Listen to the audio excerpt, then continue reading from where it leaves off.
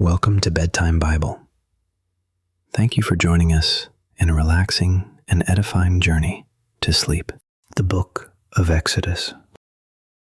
Now these are the names of the children of Israel which came into Egypt. Every man and his household came with Jacob.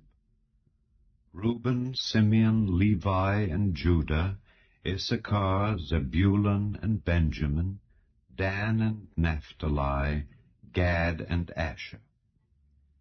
And all the souls that came out of the loins of Jacob were 70 souls, for Joseph was in Egypt already. And Joseph died, and all his brethren, and all that generation. And the children of Israel were fruitful, and increased abundantly, and multiplied, and waxed exceeding mighty, and the land was filled with them. Now there arose up a new king over Egypt, which knew not Joseph.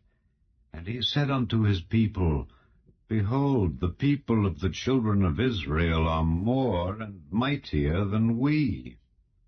Come on, let us deal wisely with them, lest they multiply, and it come to pass that when there falleth out any war, they join also unto our enemies, and fight against us, and so get them up out of the land.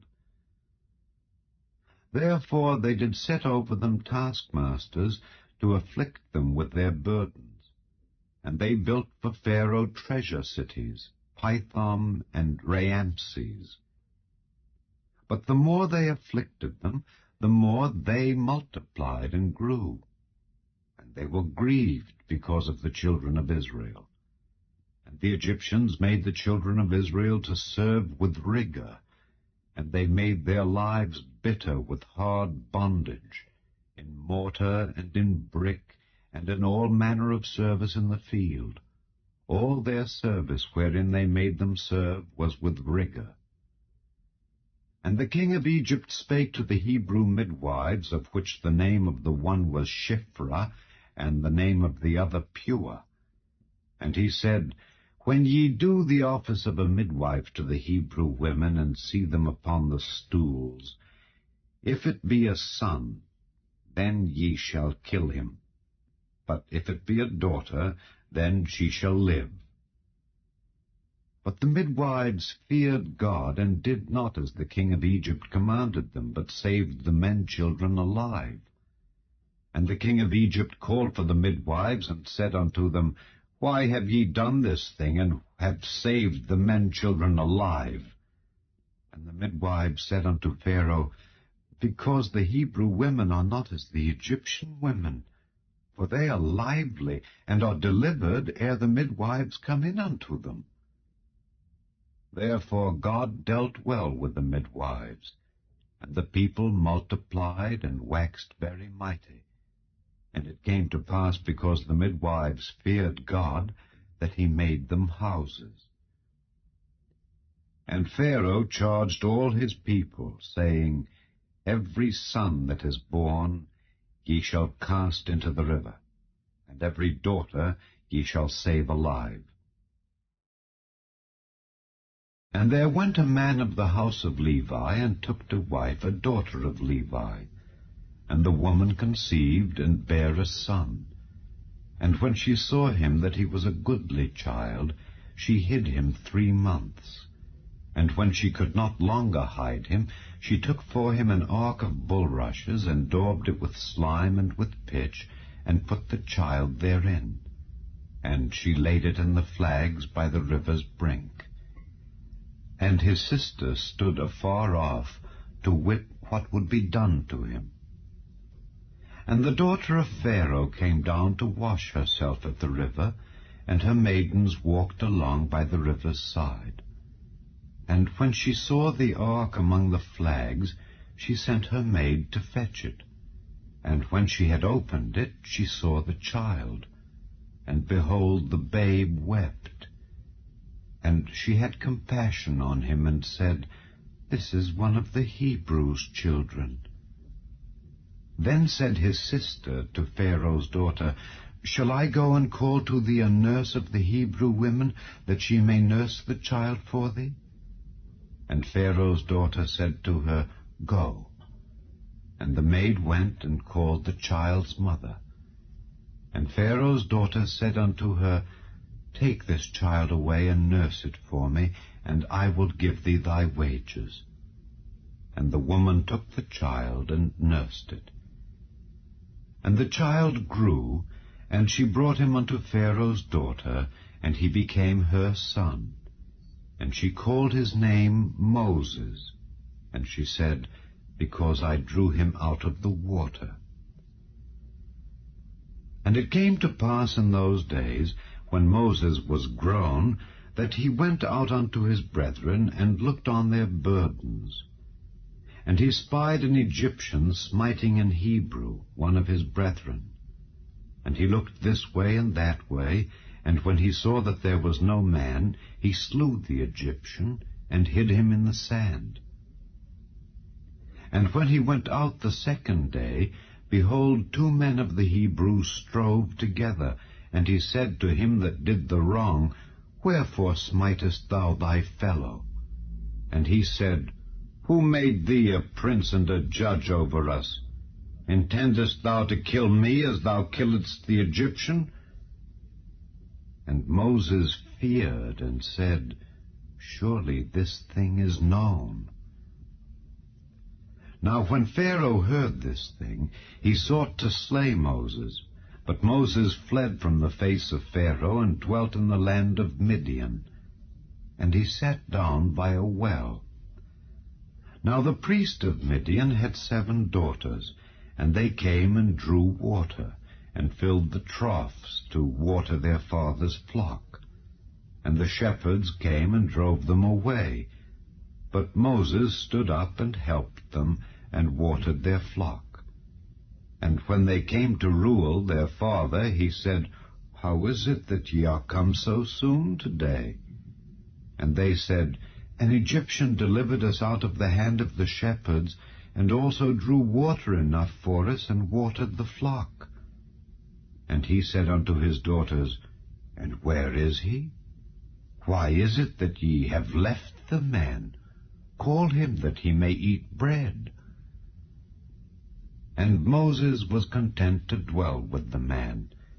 And he gave Moses Zipporah his daughter, and she bare him a son, and he called his name Gershom, for he said, I have been a stranger in a strange land.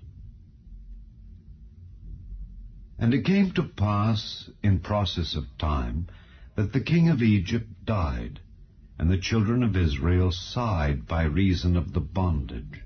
And they cried, and their cry came up unto God by reason of the bondage. And God heard their groaning, and God remembered his covenant with Abraham, with Isaac, and with Jacob. And God looked upon the children of Israel, and God had respect unto them. Now Moses kept the flock of Jethro his father-in-law, the priest of Midian. And he led the flock to the backside of the desert, and came to the mountain of God, even to Horeb. And the angel of the Lord appeared unto him in a flame of fire out of the midst of a bush. And he looked, and behold, the bush burned with fire, and the bush was not consumed. And Moses said, I will now turn aside and see this great sight, why the bush is not burnt. And when the Lord saw that he turned aside to see, God called unto him out of the midst of the bush, and said, Moses, Moses. And he said, Here am I. And he said, Draw not nigh hither. Put off thy shoes from off thy feet, for the place whereon thou standest is holy ground. Moreover he said, I am the God of thy father, the God of Abraham, the God of Isaac, and the God of Jacob. And Moses hid his face, for he was afraid to look upon God.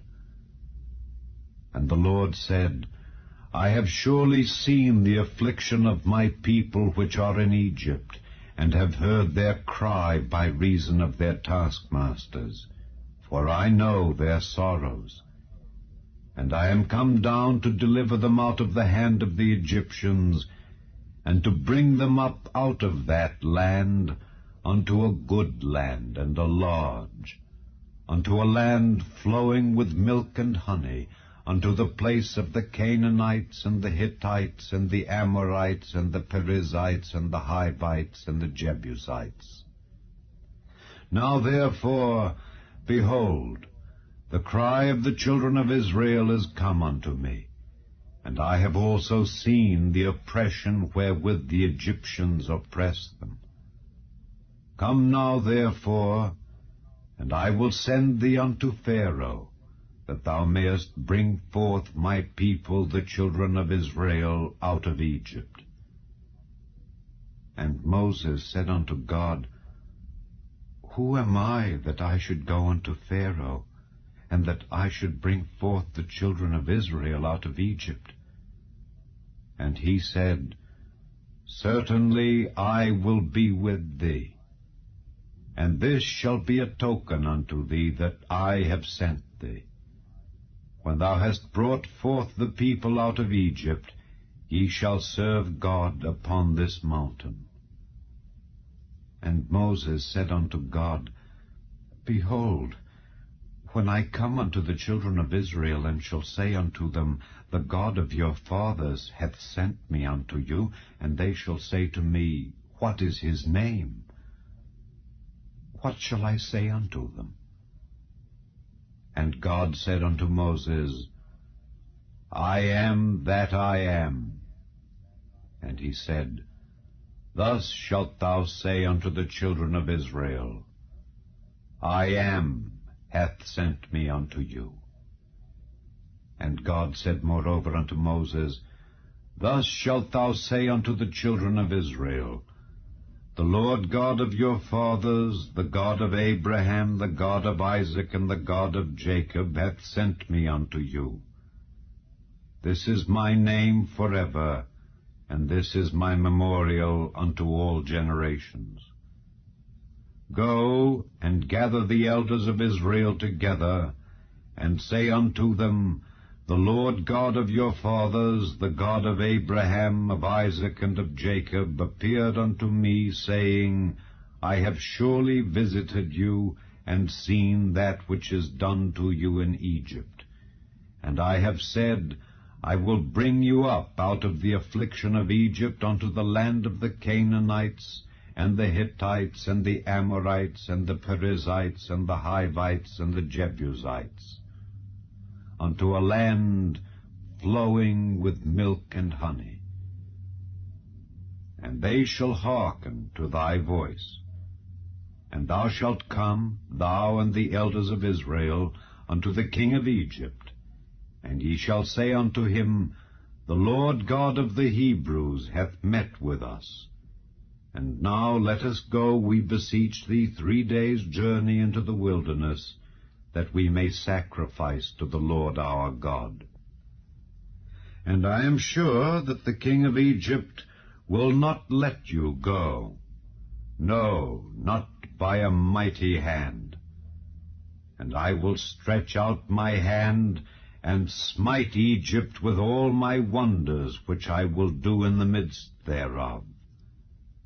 And after that he will let you go. And I will give this people favor in the sight of the Egyptians, and it shall come to pass that when ye go, ye shall not go empty, but every woman shall borrow of her neighbor, and of her that sojourneth in her house, jewels of silver, and jewels of gold, and raiment. And ye shall put them upon your sons and upon your daughters, and ye shall spoil the Egyptians. And Moses answered and said, But behold, they will not believe me, nor hearken unto my voice, for they will say, The Lord hath not appeared unto thee. And the Lord said unto him, What is that in thine hand? And he said, A rod. And he said, cast it on the ground. And he cast it on the ground, and it became a serpent, and Moses fled from before it. And the Lord said unto Moses, Put forth thine hand, and take it by the tail. And he put forth his hand, and caught it, and it became a rod in his hand. That they may believe that the Lord God of their fathers, the God of Abraham, the God of Isaac, and the God of Jacob, hath appeared unto thee. And the Lord said furthermore unto him, Put now thine hand into thy bosom. And he put his hand into his bosom, and when he took it out, behold, his hand was leprous as snow. And he said, Put thine hand into thy bosom again. And he put his hand into his bosom again, and plucked it out of his bosom, and behold, it was turned again as his other flesh. And it shall come to pass, if they will not believe thee, neither hearken to the voice of the first sign, that they will believe the voice of the latter sign. And it shall come to pass, if they will not believe also these two signs, neither hearken unto thy voice, that thou shalt take of the water of the river, and pour it upon the dry land. And the water which thou takest out of the river shall become blood upon the dry land. And Moses said unto the Lord, O my Lord, I am not eloquent, neither heretofore, nor since thou hast spoken unto thy servant, but I am slow of speech and of a slow tongue. And the Lord said unto him, Who hath made man's mouth? Or who maketh the dumb, or deaf, or the seeing, or the blind? Have not I the Lord? Now therefore go, and I will be with thy mouth, and teach thee what thou shalt say. And he said, O my Lord, send, I pray thee, by the hand of him whom thou wilt send. And the anger of the Lord was kindled against Moses, and he said, Is not Aaron the Levite thy brother? I know that he can speak well, and also, behold, he cometh forth to meet thee. And when he seeth thee, he will be glad in his heart. And thou shalt speak unto him, and put words in his mouth, and I will be with thy mouth, and with his mouth, and will teach you what ye shall do. And he shall be thy spokesman unto the people, and he shall be, even he shall be to thee instead of a mouth, and thou shalt be to him instead of God. And thou shalt take this rod in thine hand, wherewith thou shalt do signs. And Moses went and returned to Jethro his father-in-law, and said unto him, Let me go, I pray thee, and return unto my brethren which are in Egypt, and see whether they be yet alive. And Jethro said to Moses, Go in peace. And the Lord said unto Moses in Midian, Go, return into Egypt, for all the men are dead which sought thy life. And Moses took his wife and his sons, and set them upon an ass, and he returned to the land of Egypt. And Moses took the rod of God in his hand. And the Lord said unto Moses, When thou goest to return into Egypt, see that thou do all those wonders before Pharaoh which I have put in thine hand. But I will harden his heart, that he shall not let the people go. And thou shalt say unto Pharaoh, Thus saith the Lord, Israel is my son, even my firstborn. And I say unto thee, Let my son go, that he may serve me. And if thou refuse to let him go, behold, I will slay thy son, even thy firstborn. And it came to pass by the way in the inn, that the Lord met him, and sought to kill him. Then Zipporah took a sharp stone, and cut off the foreskin of her son, and cast it at his feet, and said, Surely a bloody husband art thou to me. So he let him go. Then she said, A bloody husband thou art because of the circumcision. And the Lord said to Aaron, Go into the wilderness to meet Moses. And he went and met him in the mount of God, and kissed him. And Moses told Aaron all the words of the Lord who had sent him, and all the signs which he had commanded him. And Moses and Aaron went and gathered together all the elders of the children of Israel. And Aaron spake all the words which the Lord had spoken unto Moses, and did the signs in the sight of the people. And the people believed. And when they heard that the Lord had visited the children of Israel, and that he had looked upon their affliction, then they bowed their heads and worshipped. And afterward Moses and Aaron went in and told Pharaoh, Thus saith the Lord God of Israel, Let my people go, that they may hold a feast unto me in the wilderness. And Pharaoh said, Who is the Lord, that I should obey his voice to let Israel go? I know not the Lord, neither will I let Israel go. And they said, The God of the Hebrews hath met with us. Let us go, we pray thee, 3 days' journey into the desert, and sacrifice unto the Lord our God, lest he fall upon us with pestilence or with the sword.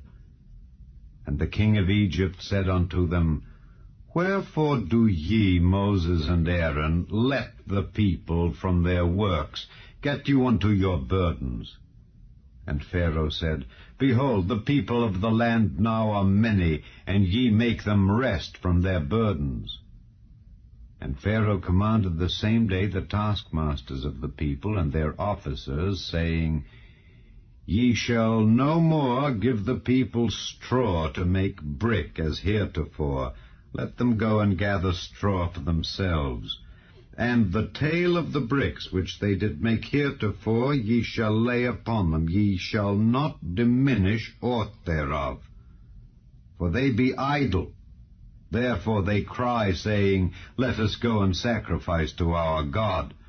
Let their more work be laid upon the men, that they may labor therein, and let them not regard vain words. And the taskmasters of the people went out, and their officers, and they spake to the people, saying, Thus saith Pharaoh, I will not give you straw. Go ye, get you straw where ye can find it, yet not aught of your work shall be diminished. So the people were scattered abroad throughout all the land of Egypt to gather stubble instead of straw. And the taskmasters hasted them, saying, Fulfill your works, your daily tasks, as when there was straw.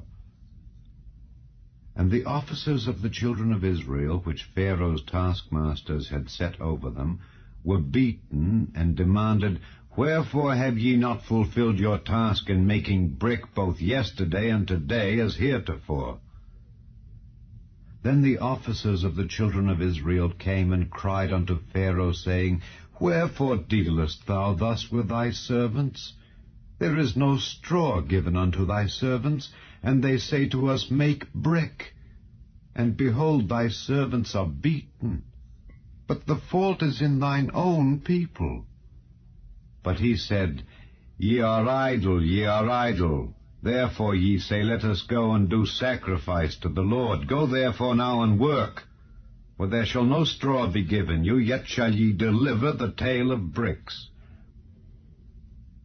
And the officers of the children of Israel did see that they were in evil case, after it was said, Ye shall not minish aught from your bricks of your daily task. And they met Moses and Aaron, who stood in the way, as they came forth from Pharaoh, and they said unto them, The Lord look upon you and judge. because ye have made our savour to be abhorred in the eyes of Pharaoh and in the eyes of his servants, to put a sword in their hand to slay us. And Moses returned unto the Lord and said, Lord, wherefore hast thou so evil entreated this people? Why is it that thou hast sent me? For since I came to Pharaoh to speak in thy name, he hath done evil to this people, neither hast thou delivered thy people at all. Then the Lord said unto Moses, Now shalt thou see what I will do to Pharaoh. For with a strong hand shall he let them go, and with a strong hand shall he drive them out of his land. And God spake unto Moses, and said unto him, I am the Lord, and I appeared unto Abraham, unto Isaac, and unto Jacob by the name of God Almighty, but by my name Jehovah was I not known to them. And I have also established my covenant with them, to give them the land of Canaan, the land of their pilgrimage, wherein they were strangers. And I have also heard the groaning of the children of Israel, whom the Egyptians keep in bondage, and I have remembered my covenant. Wherefore say unto the children of Israel, I am the Lord, and I will bring you out from under the burdens of the Egyptians, and I will rid you out of their bondage, and I will redeem you with a stretched out arm, and with great judgments. And I will take you to me for a people, and I will be to you a God. And ye shall know that I am the Lord your God, which bringeth you out from under the burdens of the Egyptians. And I will bring you in unto the land concerning the which I did swear to give it to Abraham, to Isaac, and to Jacob. And I will give it you for an heritage. I am the Lord. And Moses spake so unto the children of Israel, but they hearkened not unto Moses for anguish of spirit and for cruel bondage. And the Lord spake unto Moses, saying, Go in, speak unto Pharaoh king of Egypt, that he let the children of Israel go out of his land. And Moses spake before the Lord, saying, Behold, the children of Israel have not hearkened unto me. How then shall Pharaoh hear me, who am of uncircumcised lips? And the Lord spake unto Moses and unto Aaron, and gave them a charge unto the children of Israel and unto Pharaoh king of Egypt, to bring the children of Israel out of the land of Egypt. These be the heads of their fathers' houses. The sons of Reuben, the firstborn of Israel, Hanok, and Palu, Hezron, and Carmi. These be the families of Reuben. And the sons of Simeon, Jemuel, and Jamin, and Ohad, and Jachin, and Zohar, and Shaul, the son of a Canaanitish woman. These are the families of Simeon.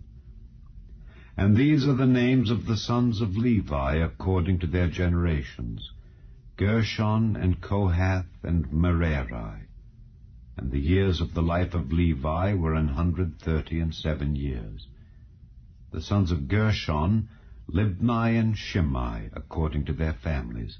And the sons of Kohath, Amram, and Izhar, and Hebron, and Uzziel. And the years of the life of Kohath were 133 years. And the sons of Merari, Mahali, and Mushi.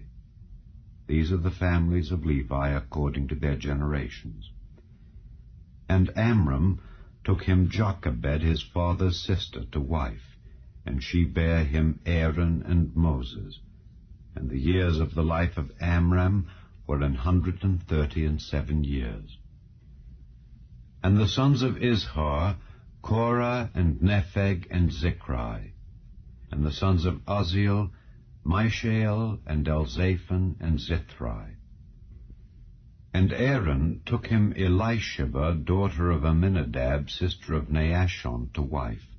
And she bare him Nadab, and Abihu, Eleazar, and Ithamar. And the sons of Korah, Assir, and Elkanah, and Abiasaph. These are the families of the Korahites. And Eleazar, Aaron's son, took him one of the daughters of Putiel to wife, and she bare him Phinehas. These are the heads of the fathers of the Levites according to their families. These are that Aaron and Moses, to whom the Lord said, Bring out the children of Israel from the land of Egypt according to their armies. These are they which spake to Pharaoh king of Egypt, to bring out the children of Israel from Egypt. These are that Moses and Aaron. And it came to pass on the day when the Lord spake unto Moses in the land of Egypt, that the Lord spake unto Moses, saying, I am the Lord. Speak thou unto Pharaoh king of Egypt all that I say unto thee. And Moses said before the Lord, Behold, I am of uncircumcised lips, and how shall Pharaoh hearken unto me? And the Lord said unto Moses, See, I have made thee a god to Pharaoh, and Aaron thy brother shall be thy prophet. Thou shalt speak all that I command thee, and Aaron thy brother shall speak unto Pharaoh, that he send the children of Israel out of his land. And I will harden Pharaoh's heart, and multiply my signs and my wonders in the land of Egypt. But Pharaoh shall not hearken unto you, that I may lay my hand upon Egypt, and bring forth mine armies and my people, the children of Israel, out of the land of Egypt by great judgments. And the Egyptians shall know that I am the Lord, when I stretch forth mine hand upon Egypt, and bring out the children of Israel from among them. And Moses and Aaron did as the Lord commanded them. So did they. And Moses was 80 years old, and Aaron 83 years old, when they spake unto Pharaoh.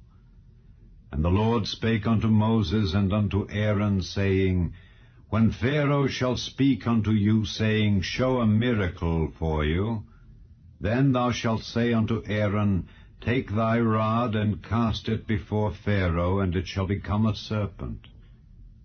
And Moses and Aaron went in unto Pharaoh, and they did so as the Lord had commanded. And Aaron cast down his rod before Pharaoh and before his servants, and it became a serpent. Then Pharaoh also called the wise men and the sorcerers. Now the magicians of Egypt, they also did in like manner with their enchantments, for they cast down every man his rod, and they became serpents. But Aaron's rod swallowed up their rods. And he hardened Pharaoh's heart, that he hearkened not unto them, as the Lord had said. And the Lord said unto Moses, Pharaoh's heart is hardened, he refuseth to let the people go.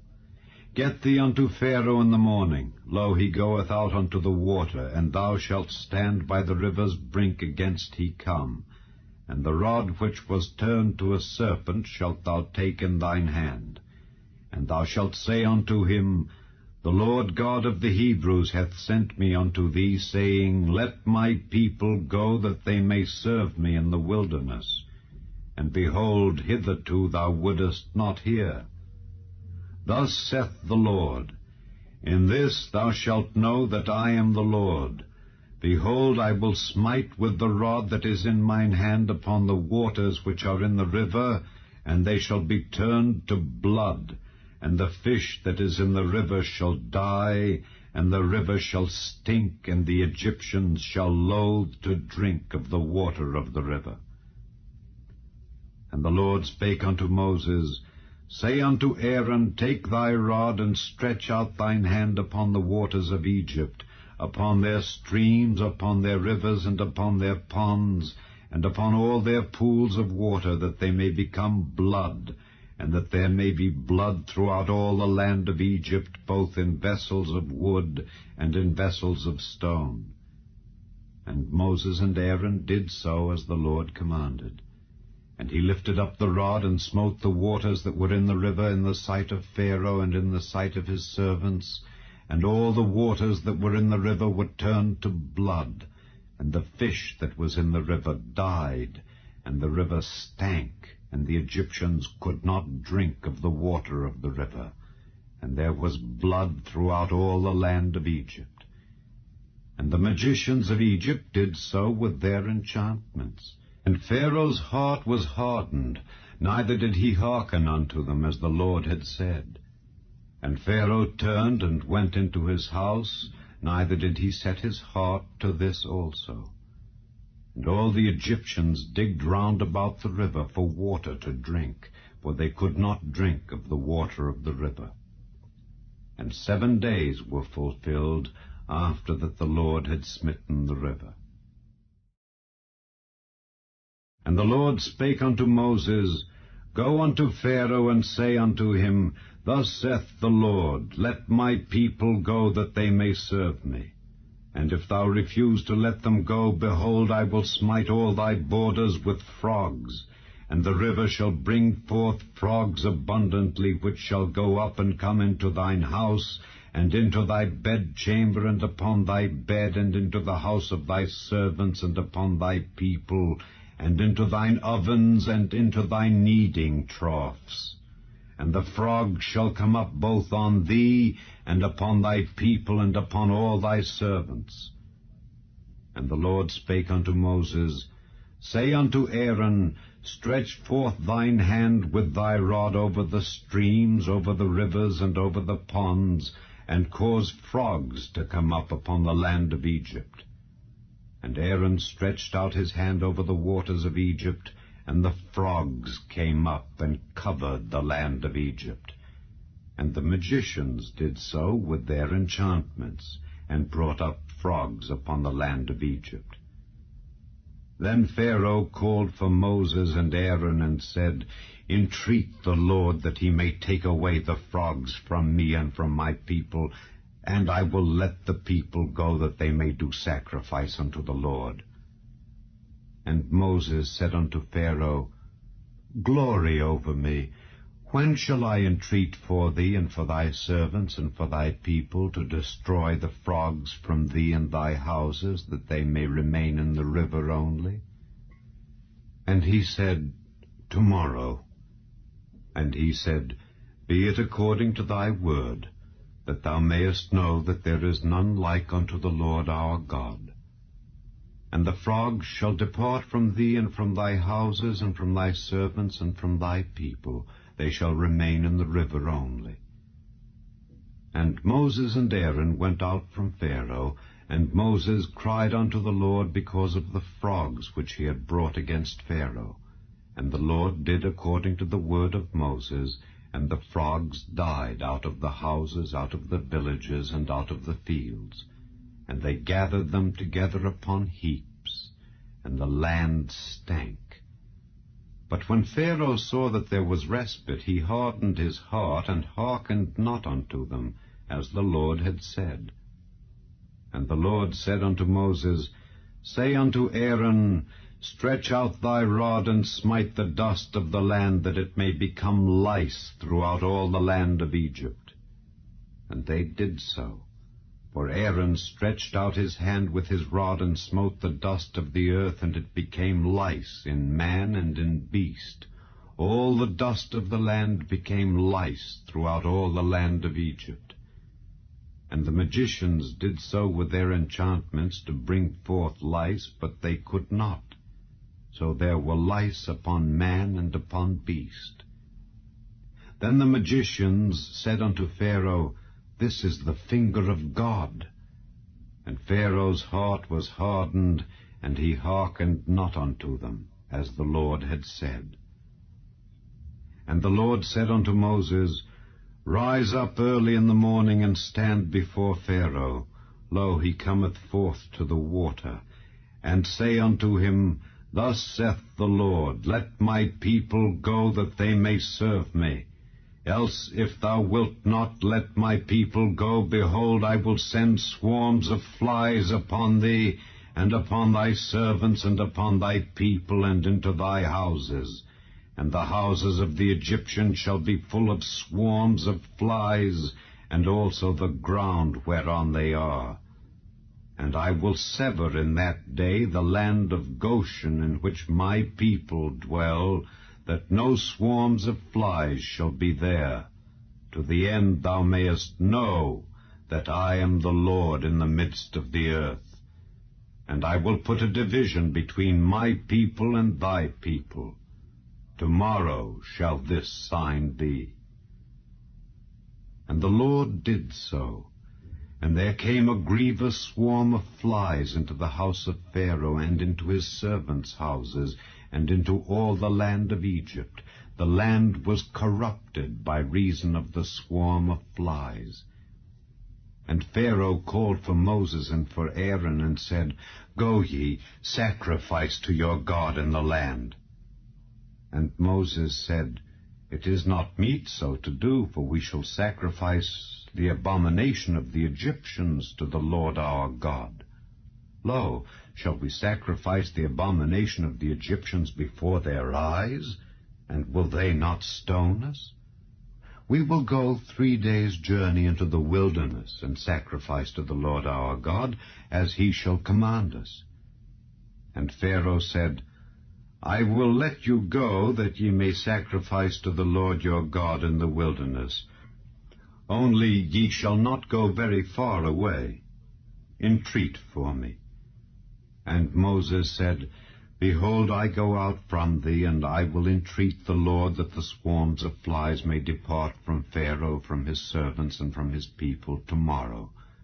But let not Pharaoh deal deceitfully any more in not letting the people go to sacrifice to the Lord.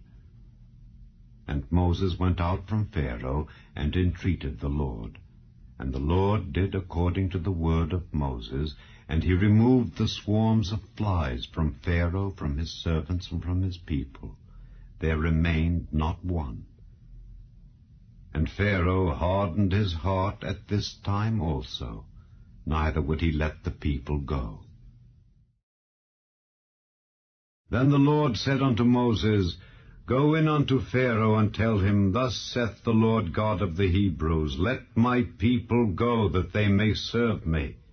For if thou refuse to let them go, and wilt hold them still, behold, the hand of the Lord is upon thy cattle which is in the field, upon the horses, upon the asses, upon the camels, upon the oxen, and upon the sheep.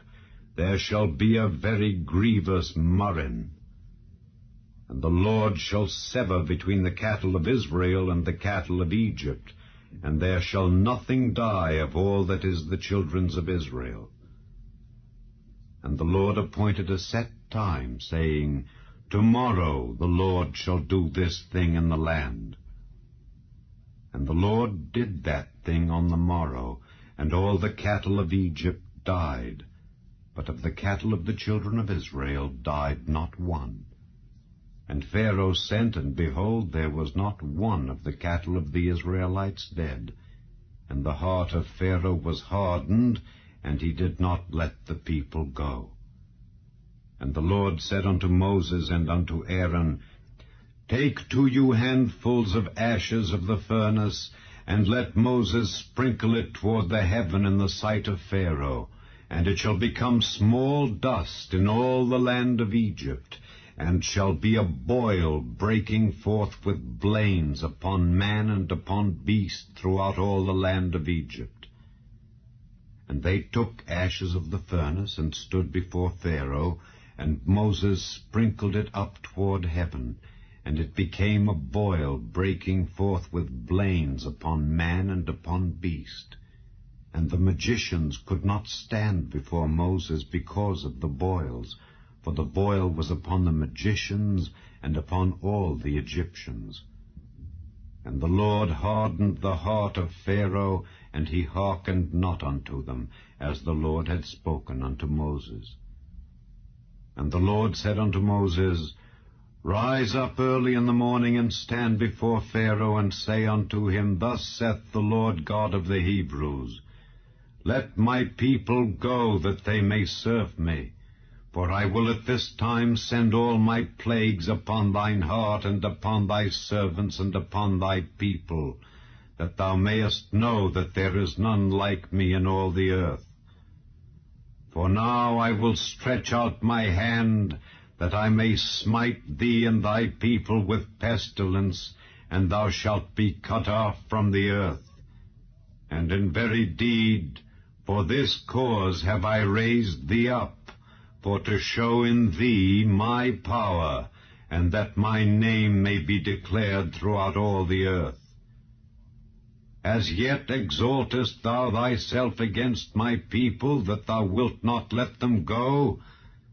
Behold, tomorrow about this time I will cause it to rain a very grievous hail, such as hath not been in Egypt since the foundation thereof even until now.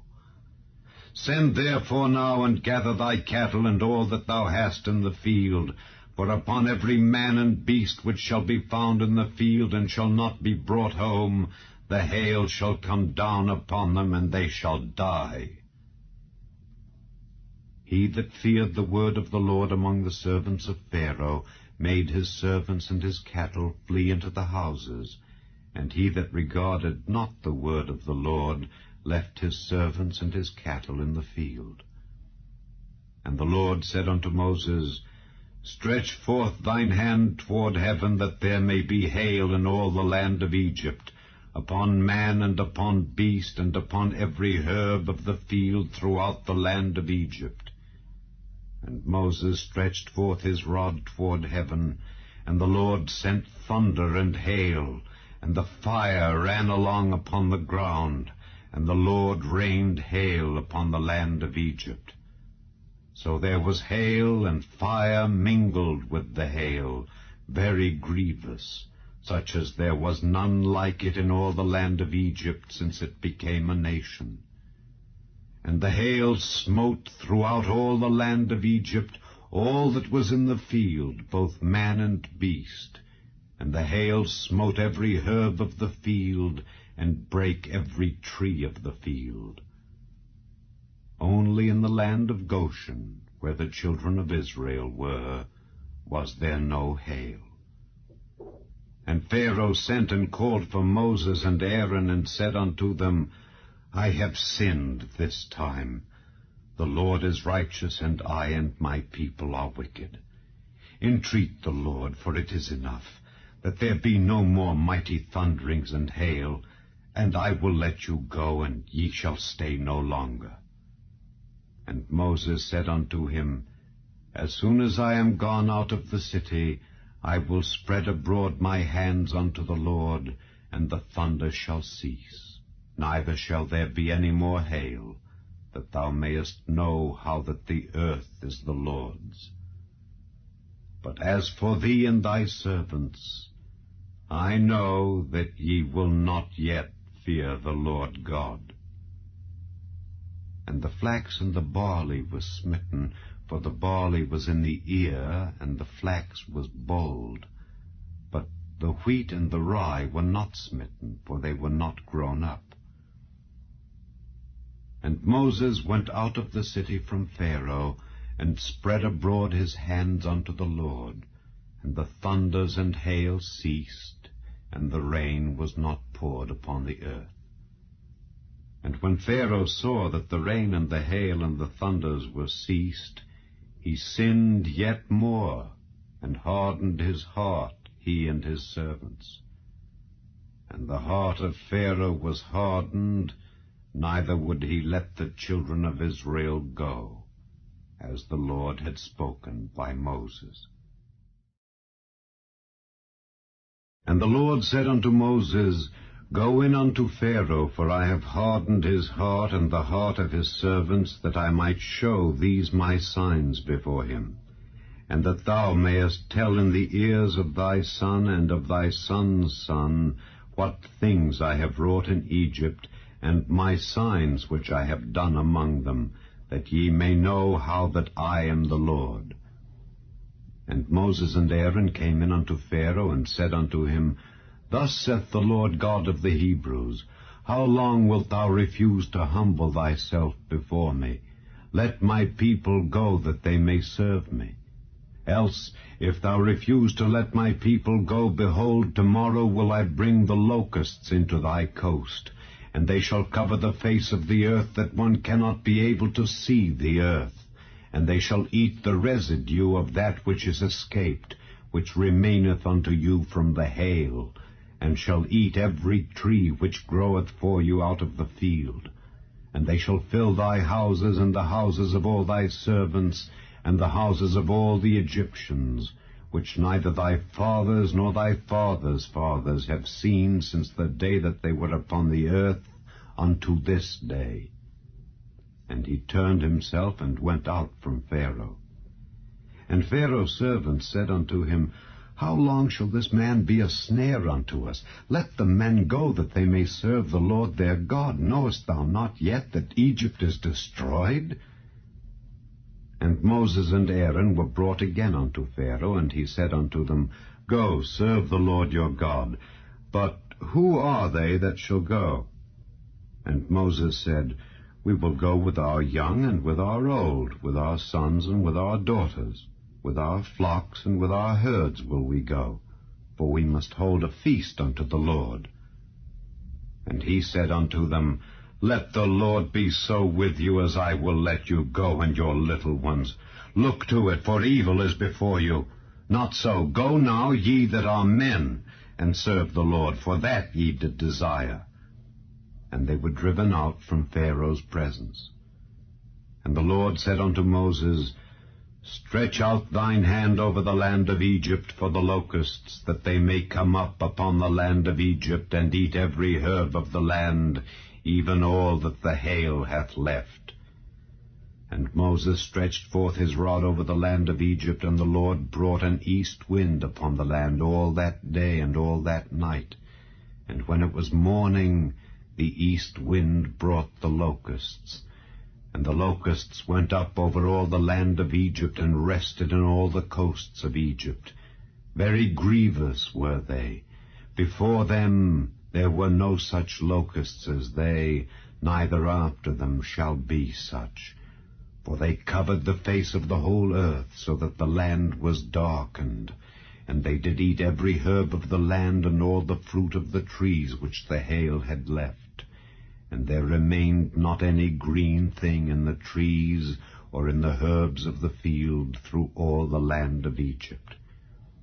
Then Pharaoh called for Moses and Aaron in haste, and he said, I have sinned against the Lord your God, and against you. Now therefore forgive, I pray thee, my sin only this once, and entreat the Lord your God that he may take away from me this death only. And he went out from Pharaoh, and entreated the Lord.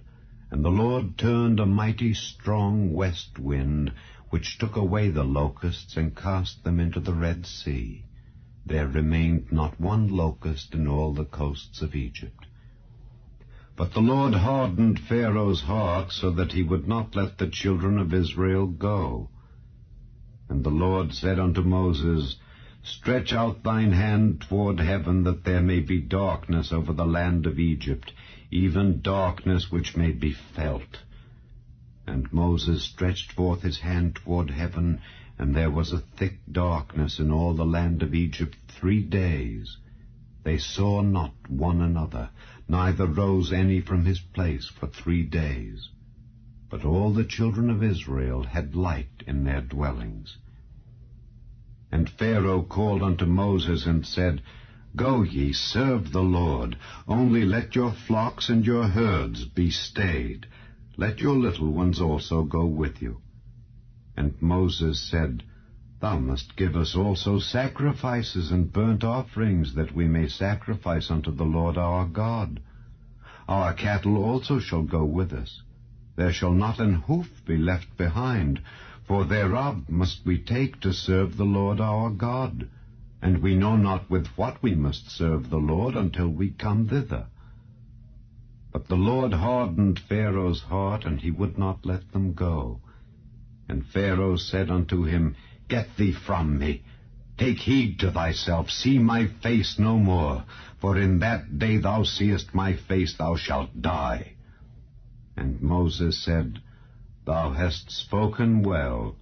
I will see thy face again no more. And the Lord said unto Moses, Yet will I bring one plague more upon Pharaoh and upon Egypt. Afterwards he will let you go hence. When he shall let you go, he shall surely thrust you out hence altogether. Speak now in the ears of the people, and let every man borrow of his neighbor, and every woman of her neighbor, jewels of silver and jewels of gold. And the Lord gave the people favor in the sight of the Egyptians. Moreover, the man Moses was very great in the land of Egypt, in the sight of Pharaoh's servants, and in the sight of the people. And Moses said, Thus saith the Lord, About midnight will I go out into the midst of Egypt, and all the firstborn in the land of Egypt shall die, from the firstborn of Pharaoh that sitteth upon his throne, even unto the firstborn of the maidservant that is behind the mill, and all the firstborn of beasts. And there shall be a great cry throughout all the land of Egypt, such as there was none like it, nor shall be like it any more. But against any of the children of Israel shall not a dog move his tongue against man or beast, that ye may know how that the Lord doth put a difference between the Egyptians and Israel. And all these thy servants shall come down unto me, and bow down themselves unto me, saying, Get thee out, and all the people that follow thee. And after that I will go out. And he went out from Pharaoh in a great anger. And the Lord said unto Moses, Pharaoh shall not hearken unto you, that my wonders may be multiplied in the land of Egypt. And Moses and Aaron did all these wonders before Pharaoh. And the Lord hardened Pharaoh's heart, so that he would not let the children of Israel go out of his land. And the Lord spake unto Moses and Aaron in the land of Egypt, saying, This month shall be unto you the beginning of months.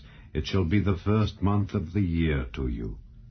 Speak ye unto all the congregation of Israel, saying, In the 10th day of this month they shall take to them every man a lamb according to the house of their fathers, a lamb for an house. And if the household be too little for the lamb, let him and his neighbor next unto his house take it according to the number of the souls. Every man according to his eating shall make your count for the lamb. Your lamb shall be without blemish, a male of the first year. Ye shall take it out from the sheep or from the goats. And ye shall keep it up until the 14th day of the same month. And the whole assembly of the congregation of Israel shall kill it in the evening. And they shall take of the blood, and strike it on the 2 side posts, and on the upper doorpost of the houses wherein they shall eat it.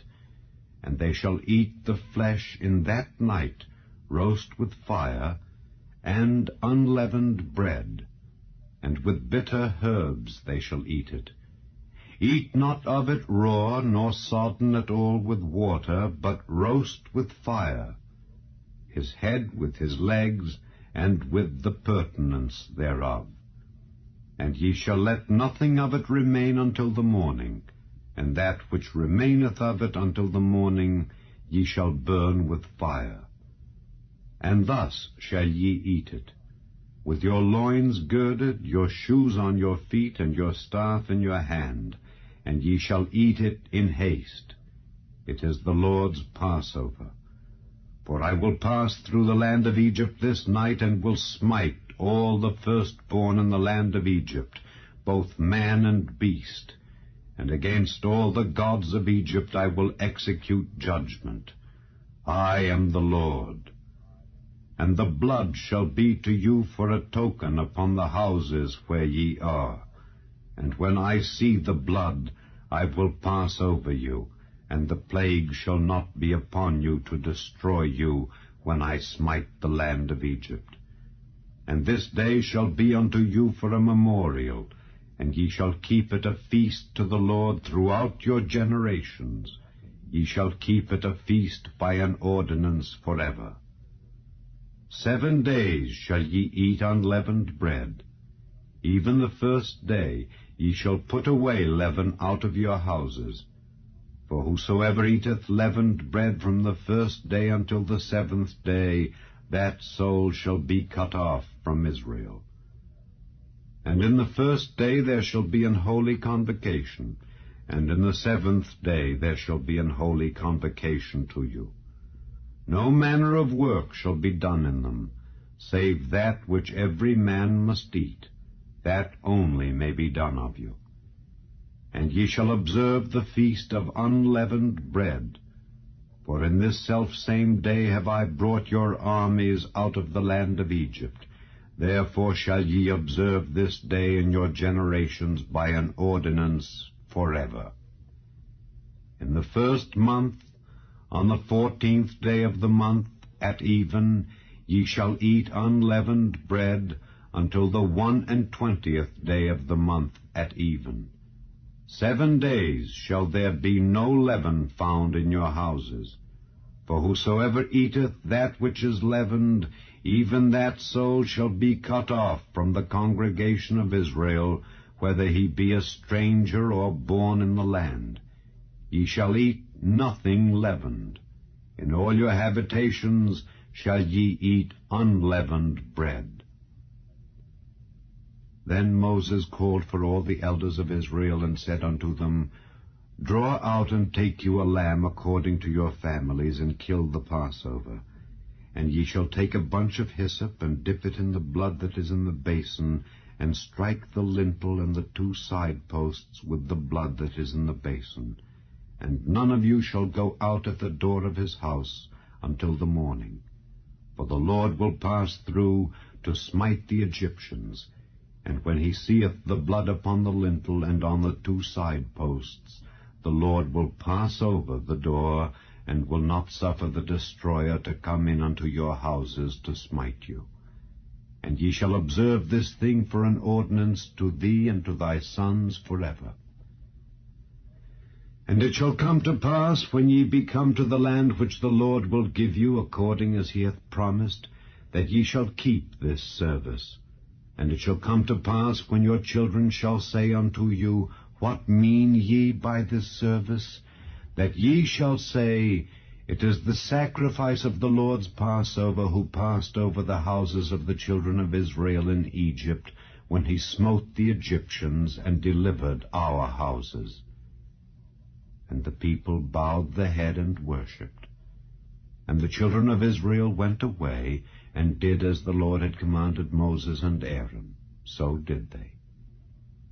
And it came to pass that at midnight the Lord smote all the firstborn in the land of Egypt, from the firstborn of Pharaoh that sat on his throne unto the firstborn of the captive that was in the dungeon, and all the firstborn of cattle. And Pharaoh rose up in the night, he and all his servants and all the Egyptians, and there was a great cry in Egypt, for there was not a house where there was not one dead. And he called for Moses and Aaron by night, and said, Rise up and get you forth from among my people, both ye and the children of Israel, and go serve the Lord as ye have said. Also take your flocks and your herds as ye have said, and be gone, and bless me also. And the Egyptians were urgent upon the people that they might send them out of the land in haste, for they said, We be all dead men. And the people took their dough before it was leavened, their kneading troughs being bound up in their clothes upon their shoulders. And the children of Israel did according to the word of Moses. And they borrowed of the Egyptians jewels of silver and jewels of gold and raiment. And the Lord gave the people favor in the sight of the Egyptians, so that they lent unto them such things as they required, and they spoiled the Egyptians. And the children of Israel journeyed from Ramesses to Succoth, about 600,000 on foot that were men, beside children. And a mixed multitude went up also with them, and flocks and herds, even very much cattle. And they baked unleavened cakes of the dough which they brought forth out of Egypt, for it was not leavened, because they were thrust out of Egypt and could not tarry, neither had they prepared for themselves any victual. Now the sojourning of the children of Israel who dwelt in Egypt was 430 years. And it came to pass at the end of the 430 years, even the selfsame day it came to pass, that all the hosts of the Lord went out from the land of Egypt. It is a night to be much observed unto the Lord for bringing them out from the land of Egypt. This is that night of the Lord to be observed of all the children of Israel in their generations.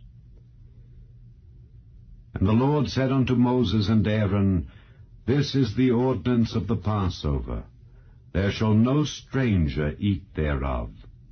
But every man's servant that is bought for money, when thou hast circumcised him, then shall he eat thereof. A foreigner and an hired servant shall not eat thereof. In one house shall it be eaten. Thou shalt not carry forth aught of the flesh abroad out of the house, neither shall ye break a bone thereof. All the congregation of Israel shall keep it.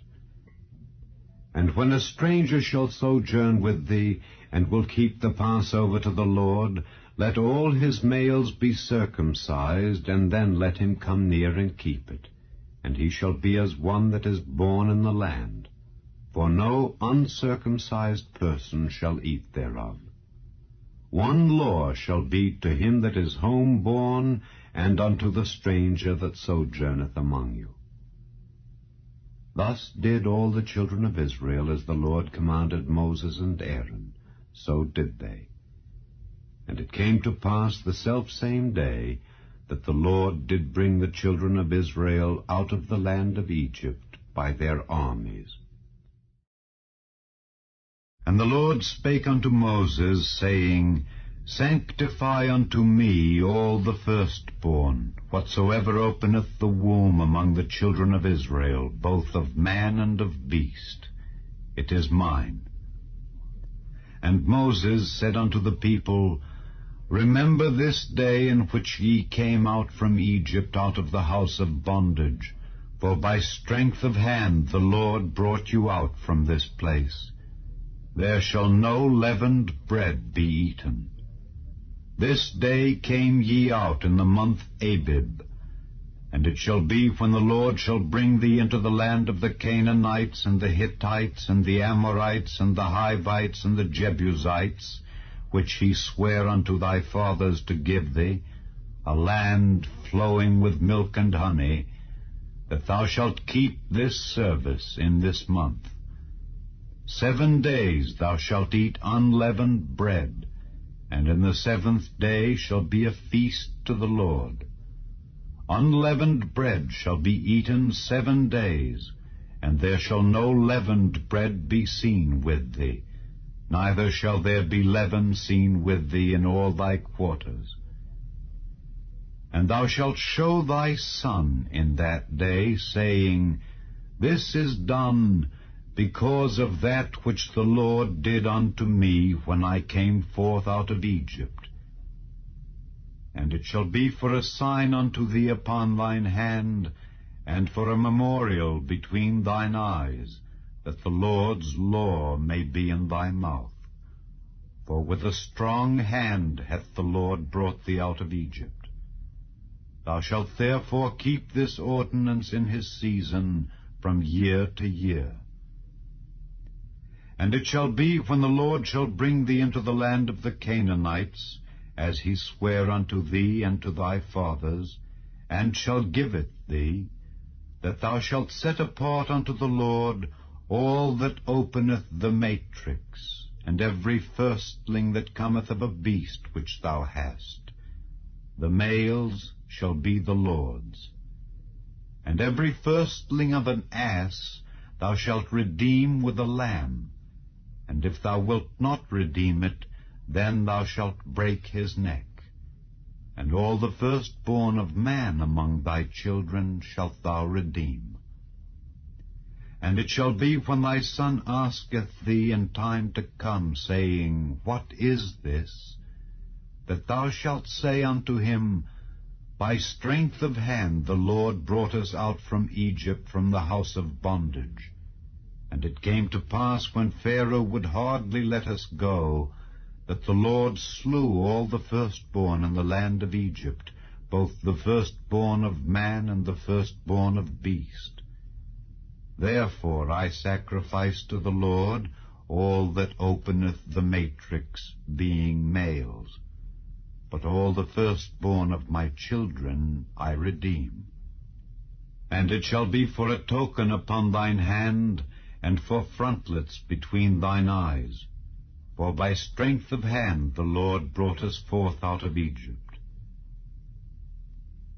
And it came to pass, when Pharaoh had let the people go, that God led them not through the way of the land of the Philistines, although that was near. For God said, Lest peradventure the people repent when they see war, and they return to Egypt. But God led the people about through the way of the wilderness of the Red Sea. And the children of Israel went up harnessed out of the land of Egypt. And Moses took the bones of Joseph with him, for he had straitly sworn the children of Israel, saying, God will surely visit you, and ye shall carry up my bones away hence with you. And they took their journey from Succoth, and encamped in Etham, in the edge of the wilderness. And the Lord went before them by day in a pillar of a cloud to lead them the way, and by night in a pillar of fire to give them light, to go by day and night. He took not away the pillar of the cloud by day, nor the pillar of fire by night from before the people. And the Lord spake unto Moses, saying, Speak unto the children of Israel, that they turn and encamp before Pi-hahiroth, between Migdol and the sea, over against Baal-zephon. Before it shall ye encamp by the sea. For Pharaoh will say of the children of Israel, They are entangled in the land, the wilderness hath shut them in. And I will harden Pharaoh's heart, that he shall follow after them. And I will be honored upon Pharaoh and upon all his host, that the Egyptians may know that I am the Lord. And they did so. And it was told the king of Egypt that the people fled. And the heart of Pharaoh and of his servants was turned against the people, and they said, Why have we done this, that we have let Israel go from serving us? And he made ready his chariot, and took his people with him. And he took 600 chosen chariots, and all the chariots of Egypt, and captains over every one of them. And the Lord hardened the heart of Pharaoh king of Egypt, and he pursued after the children of Israel. And the children of Israel went out with an high hand. But the Egyptians pursued after them, all the horses and chariots of Pharaoh, and his horsemen and his army, and overtook them encamping by the sea, beside Pi-hahiroth, before Baal-zephon. And when Pharaoh drew nigh, the children of Israel lifted up their eyes, and behold, the Egyptians marched after them, and they were sore afraid. And the children of Israel cried out unto the Lord. And they said unto Moses, Because there were no graves in Egypt, hast thou taken us away to die in the wilderness? Wherefore hast thou dealt thus with us, to carry us forth out of Egypt? Is not this the word that we did tell thee in Egypt, saying, Let us alone, that we may serve the Egyptians? for it had been better for us to serve the Egyptians than that we should die in the wilderness. And Moses said unto the people, Fear ye not, stand still, and see the salvation of the Lord, which he will show to you today. For the Egyptians whom ye have seen today, ye shall see them again no more forever. The Lord shall fight for you, and ye shall hold your peace. And the Lord said unto Moses, Wherefore criest thou unto me? Speak unto the children of Israel that they go forward. But lift thou up thy rod, and stretch out thine hand over the sea, and divide it. And the children of Israel shall go on dry ground through the midst of the sea. And I, behold, I will harden the hearts of the Egyptians, and they shall follow them. And I will get me honor upon Pharaoh and upon all his host, upon his chariots and upon his horsemen. And the Egyptians shall know that I am the Lord, when I have gotten me honor upon Pharaoh, upon his chariots, and upon his horsemen. And the angel of God, which went before the camp of Israel, removed, and went behind them. And the pillar of the cloud went from before their face, and stood behind them. And it came between the camp of the Egyptians and the camp of Israel. And it was a cloud and darkness to them, but it gave light by night to these, so that the one came not near the other all the night. And Moses stretched out his hand over the sea, and the Lord caused the sea to go back by a strong east wind all that night, and made the sea dry land, and the waters were divided. And the children of Israel went into the midst of the sea upon the dry ground, and the waters were a wall unto them on their right hand and on their left. And the Egyptians pursued, and went in after them to the midst of the sea, even all Pharaoh's horses, his chariots, and his horsemen. And it came to pass that in the morning watch the Lord looked unto the host of the Egyptians through the pillar of fire and of the cloud, and troubled the host of the Egyptians, and took off their chariot wheels, that they drave them heavily, so that the Egyptians said, Let us flee from the face of Israel, for the Lord fighteth for them against the Egyptians. And the Lord said unto Moses, Stretch out thine hand over the sea, that the waters may come again upon the Egyptians, upon their chariots, and upon their horsemen. And Moses stretched forth his hand over the sea, and the sea returned to his strength when the morning appeared, and the Egyptians fled against it, and the Lord overthrew the Egyptians in the midst of the sea. And the waters returned, and covered the chariots and the horsemen, and all the host of Pharaoh that came into the sea after them. There remained not so much as one of them. But the children of Israel walked upon dry land in the midst of the sea, and the waters were a wall unto them on their right hand and on their left. Thus the Lord saved Israel that day out of the hand of the Egyptians, and Israel saw the Egyptians dead upon the seashore. And Israel saw that great work which the Lord did upon the Egyptians. And the people feared the Lord, and believed the Lord and his servant Moses. Then sang Moses and the children of Israel this song unto the Lord, and spake, saying, I will sing unto the Lord, for he hath triumphed gloriously. The horse and his rider hath he thrown into the sea. The Lord is my strength and song, and he is become my salvation. He is my God, and I will prepare him an habitation, my father's God, and I will exalt him. The Lord is a man of war, the Lord is his name. Pharaoh's chariots and his host hath he cast into the sea. His chosen captains also are drowned in the Red Sea. The depths have covered them.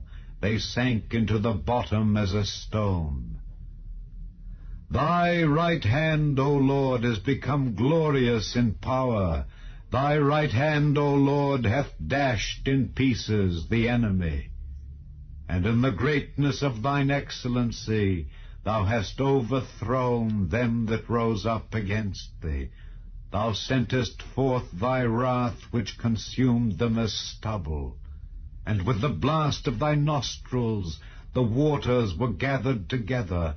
The floods stood upright as an heap, and the depths were congealed in the heart of the sea. The enemy said, I will pursue, I will overtake, I will divide the spoil. My lust shall be satisfied upon them. I will draw my sword, my hand shall destroy them. Thou didst blow with thy wind, the sea covered them. They sank as lead in the mighty waters. Who is like unto thee, O Lord, among the gods? Who is like thee, glorious in holiness, fearful in praises, doing wonders? Thou stretchedst out thy right hand, the earth swallowed them. Thou in thy mercy hast led forth the people which thou hast redeemed. Thou hast guided them in thy strength unto thy holy habitation. The people shall hear and be afraid. Sorrow shall take hold on the inhabitants of Palestina. Then the dukes of Edom shall be amazed. The mighty men of Moab trembling shall take hold upon them. All the inhabitants of Canaan shall melt away. Fear and dread shall fall upon them. By the greatness of thine arm they shall be as still as a stone, till thy people pass over, O Lord, till the people pass over which thou hast purchased. Thou shalt bring them in, and plant them in the mountain of thine inheritance. In the place, O Lord, which thou hast made for thee to dwell in the sanctuary, O Lord, which thy hands have established. The Lord shall reign forever and ever. For the horse of Pharaoh went in with his chariots and with his horsemen into the sea, and the Lord brought again the waters of the sea upon them. But the children of Israel went on dry land in the midst of the sea. And Miriam, the prophetess, the sister of Aaron, took a timbrel in her hand, and all the women went out after her with timbrels and with dances. And Miriam answered them, Sing ye to the Lord, for he hath triumphed gloriously. The horse and his rider hath he thrown into the sea. So Moses brought Israel from the Red Sea, and they went out into the wilderness of Shur. And they went 3 days in the wilderness, and found no water. And when they came to Marah, they could not drink of the waters of Marah, for they were bitter. Therefore the name of it was called Marah. And the people murmured against Moses, saying, What shall we drink? And he cried unto the Lord, and the Lord showed him a tree, which when he had cast into the waters were made sweet. There he made for them a statute and an ordinance, and there he proved them, and said, If thou wilt diligently hearken to the voice of the Lord thy God, and wilt do that which is right in his sight, and wilt give ear to his commandments, and keep all his statutes, I will put none of these diseases upon thee, which I have brought upon the Egyptians. For I am the Lord that healeth thee.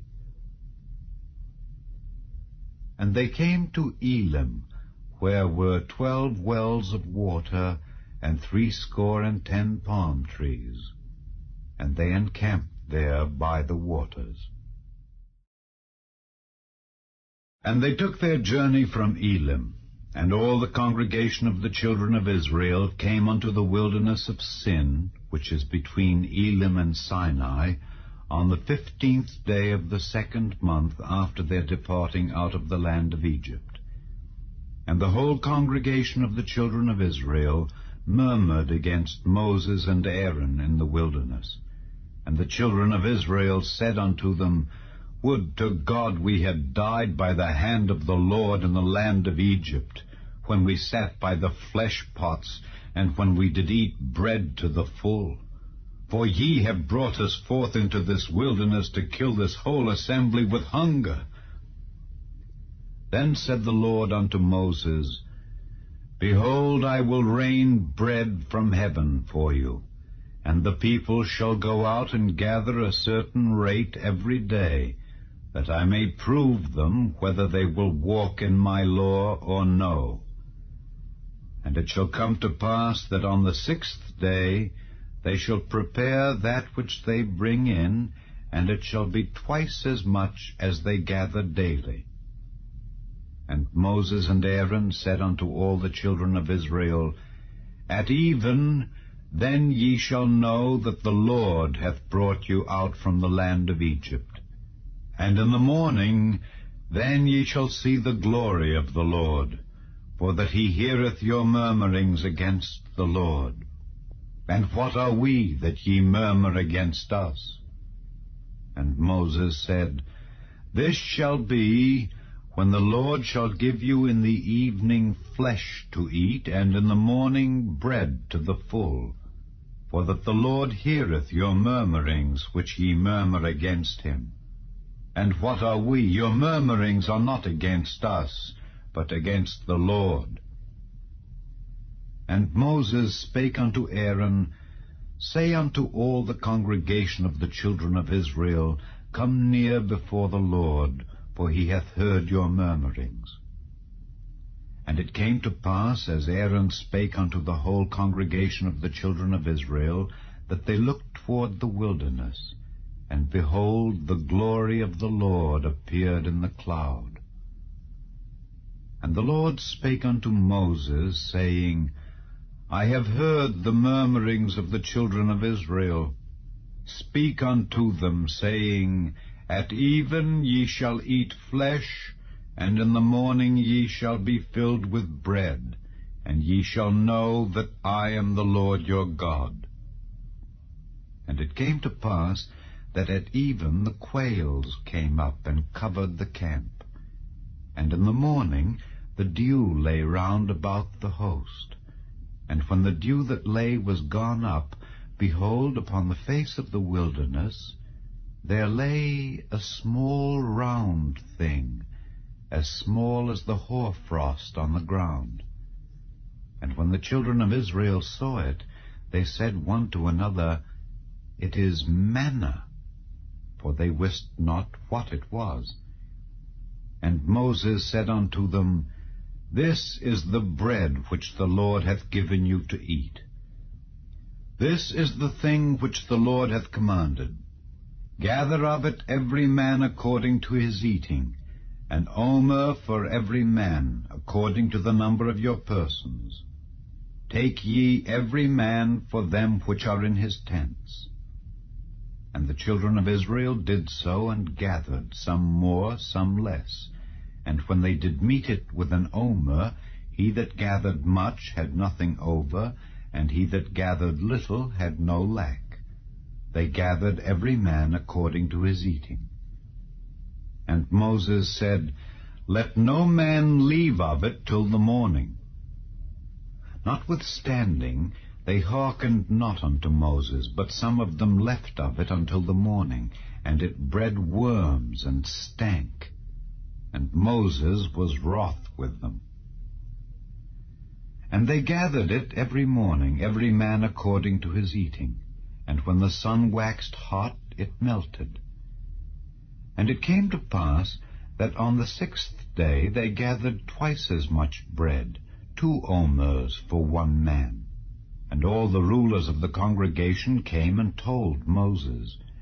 And he said unto them, This is that which the Lord hath said. Tomorrow is the rest of the holy Sabbath unto the Lord. Bake that which ye will bake today, and seethe that ye will seethe, and that which remaineth over lay up for you to be kept until the morning. And they laid it up till the morning, as Moses bade, and it did not stink, neither was there any worm therein. And Moses said, Eat that today, for today is a Sabbath unto the Lord. Today ye shall not find it in the field. 6 days ye shall gather it, but on the 7th day, which is the Sabbath, in it there shall be none. And it came to pass that there went out some of the people on the 7th day for to gather, and they found none. And the Lord said unto Moses, How long refuse ye to keep my commandments and my laws? See, for that the Lord hath given you the Sabbath, therefore he giveth you on the 6th day the bread of 2 days. Abide ye every man in his place, let no man go out of his place on the 7th day. So the people rested on the 7th day. And the house of Israel called the name thereof manna, and it was like coriander seed, white, and the taste of it was like wafers made with honey. And Moses said, This is the thing which the Lord commandeth. Fill an omer of it, to be kept for your generations, that they may see the bread wherewith I have fed you in the wilderness, when I brought you forth from the land of Egypt.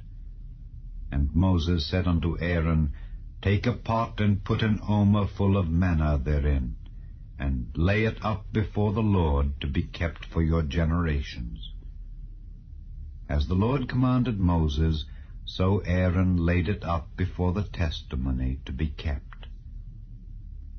And the children of Israel did eat manna 40 years, until they came to a land inhabited. They did eat manna until they came unto the borders of the land of Canaan. Now an omer is the 10th part of an ephah. And all the congregation of the children of Israel journeyed from the wilderness of Sin after their journeys, according to the commandment of the Lord, and pitched in Rephidim. And there was no water for the people to drink. Wherefore the people did chide with Moses, and said, Give us water, that we may drink. And Moses said unto them, Why chide ye with me? Wherefore do ye tempt the Lord? And the people thirsted there for water, and the people murmured against Moses, and said, Wherefore is this that thou hast brought us up out of Egypt, to kill us and our children and our cattle with thirst? And Moses cried unto the Lord, saying, What shall I do unto this people? They be almost ready to stone me. And the Lord said unto Moses, Go on before the people, and take with thee of the elders of Israel. And thy rod, wherewith thou smotest the river, take in thine hand, and go. Behold, I will stand before thee there upon the rock in Horeb. And thou shalt smite the rock, and there shall come water out of it, that the people may drink. And Moses did so in the sight of the elders of Israel. And he called the name of the place Massah, and Meribah, because of the chiding of the children of Israel, and because they tempted the Lord, saying, Is the Lord among us or not? Then came Amalek, and fought with Israel in Rephidim. And Moses said unto Joshua, Choose us out men, and go out, fight with Amalek. Tomorrow I will stand on the top of the hill with the rod of God in mine hand. So Joshua did as Moses had said to him, and fought with Amalek. And Moses, Aaron, and Hur went up to the top of the hill. And it came to pass, when Moses held up his hand, that Israel prevailed. And when he let down his hand, Amalek prevailed. But Moses' hands were heavy. And they took a stone, and put it under him, and he sat thereon. And Aaron and Hur stayed up his hands, the one on the one side, and the other on the other side. And his hands were steady until the going down of the sun. And Joshua discomfited Amalek and his people with the edge of the sword. And the Lord said unto Moses, Write this for a memorial in a book, and rehearse it in the ears of Joshua. For I will utterly put out the remembrance of Amalek from under heaven. And Moses built an altar, and called the name of it Jehovah Nissi. For he said, Because the Lord hath sworn that the Lord will have war with Amalek from generation to generation. When Jethro, the priest of Midian, Moses' father-in-law, heard of all that God had done for Moses and for Israel his people, and that the Lord had brought Israel out of Egypt, then Jethro, Moses' father-in-law, took Zipporah, Moses' wife, after he had sent her back, and her 2 sons, of which the name of the one was Gershom, for he said, I have been an alien in a strange land, and the name of the other was Eliezer, for the God of my father, said he, was mine help, and delivered me from the sword of Pharaoh. And Jethro, Moses' father-in-law, came with his sons and his wife unto Moses into the wilderness, where he encamped at the mount of God. And he said unto Moses, I, thy father-in-law Jethro, am come unto thee, and thy wife and her 2 sons with her. And Moses went out to meet his father-in-law, and did obeisance, and kissed him. And they asked each other of their welfare, and they came into the tent. And Moses told his father-in-law all that the Lord had done unto Pharaoh and to the Egyptians for Israel's sake, and all the travail that had come upon them by the way, and how the Lord delivered them. And Jethro rejoiced for all the goodness which the Lord had done to Israel, whom he had delivered out of the hand of the Egyptians. And Jethro said, Blessed be the Lord, who hath delivered you out of the hand of the Egyptians and out of the hand of Pharaoh, who hath delivered the people from under the hand of the Egyptians.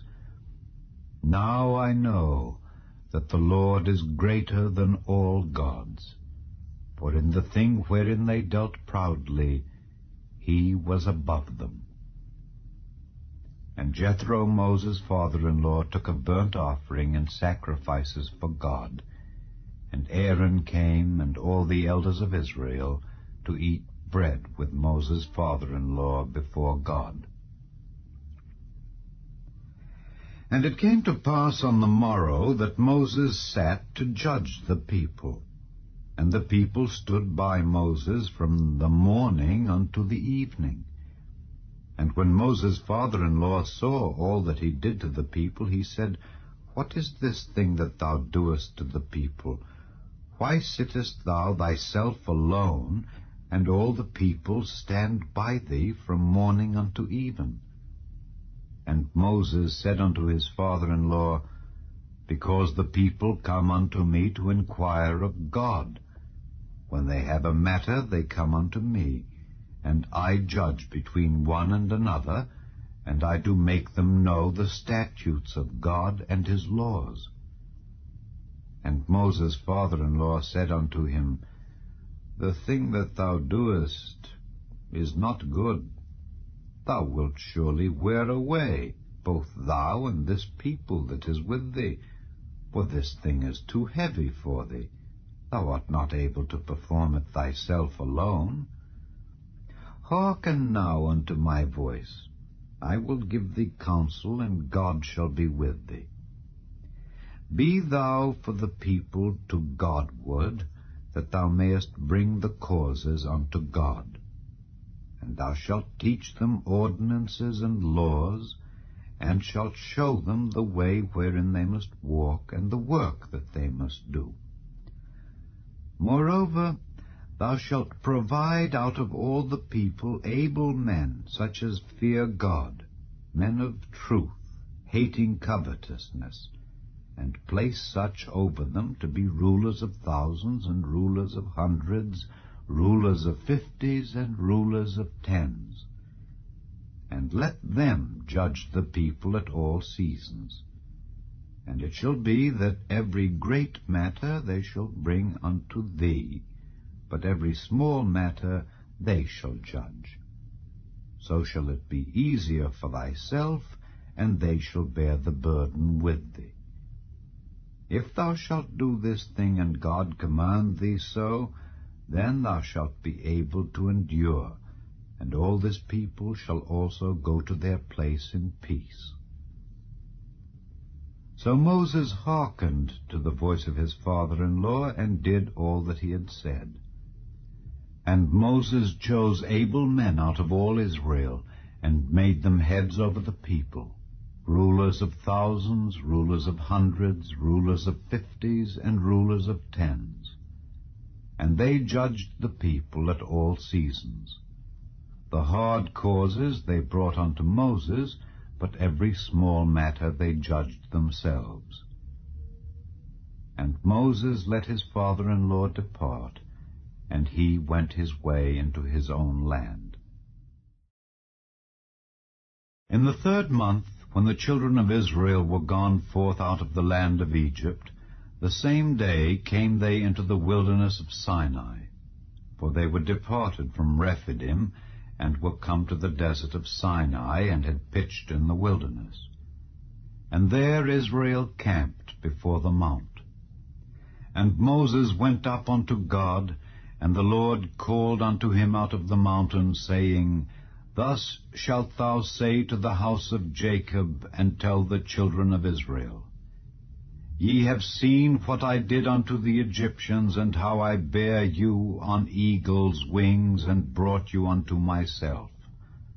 Now therefore, if ye will obey my voice indeed, and keep my covenant, then ye shall be a peculiar treasure unto me above all people, for all the earth is mine. And ye shall be unto me a kingdom of priests, and an holy nation. These are the words which thou shalt speak unto the children of Israel.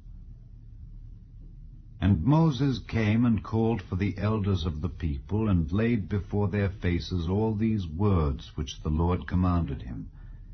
And all the people answered together, and said, All that the Lord hath spoken we will do. And Moses returned the words of the people unto the Lord. And the Lord said unto Moses, Lo, I come unto thee in a thick cloud, that the people may hear when I speak with thee, and believe thee forever. And Moses told the words of the people unto the Lord. And the Lord said unto Moses, Go unto the people, and sanctify them today and tomorrow, and let them wash their clothes, and be ready against the 3rd day. For the 3rd day the Lord will come down in the sight of all the people upon Mount Sinai. And thou shalt set bounds unto the people round about, saying, Take heed to yourselves, that ye go not up into the mount, or touch the border of it. Whosoever toucheth the mount shall be surely put to death. There shall not an hand touch it, but he shall surely be stoned or shot through. whether it be beast or man, it shall not live. When the trumpet soundeth long, they shall come up to the mount. And Moses went down from the mount unto the people, and sanctified the people, and they washed their clothes. And he said unto the people, Be ready against the 3rd day, come not at your wives. And it came to pass on the 3rd day in the morning, that there were thunders and lightnings, and a thick cloud upon the mount, and the voice of the trumpet exceeding loud, so that all the people that was in the camp trembled. And Moses brought forth the people out of the camp to meet with God, and they stood at the nether part of the mount. And Mount Sinai was altogether on a smoke, because the Lord descended upon it in fire, and the smoke thereof ascended as the smoke of a furnace, and the whole mount quaked greatly. And when the voice of the trumpet sounded long, and waxed louder and louder, Moses spake, and God answered him by a voice. And the Lord came down upon Mount Sinai on the top of the mount. And the Lord called Moses up to the top of the mount, and Moses went up. And the Lord said unto Moses, Go down, charge the people, lest they break through unto the Lord to gaze, and many of them perish. And let the priests also which come near to the Lord sanctify themselves, lest the Lord break forth upon them. And Moses said unto the Lord, The people cannot come up to Mount Sinai, for thou chargedst us, saying, Set bounds about the mount, and sanctify it. And the Lord said unto him, Away, get thee down, and thou shalt come up, thou and Aaron with thee. But let not the priests and the people break through to come up unto the Lord, lest he break forth upon them. So Moses went down unto the people, and spake unto them. And God spake all these words, saying, I am the Lord thy God, which have brought thee out of the land of Egypt, out of the house of bondage. Thou shalt have no other gods before me. Thou shalt not make unto thee any graven image, or any likeness of anything that is in heaven above, or that is in the earth beneath, or that is in the water under the earth. Thou shalt not bow down thyself to them, nor serve them. For I, the Lord thy God, am a jealous God, visiting the iniquity of the fathers upon the children, unto the 3rd and 4th generation of them that hate me, and showing mercy unto thousands of them that love me and keep my commandments. Thou shalt not take the name of the Lord thy God in vain, for the Lord will not hold him guiltless that taketh his name in vain. Remember the Sabbath day to keep it holy. 6 days shalt thou labor and do all thy work, but the 7th day is the Sabbath of the Lord thy God.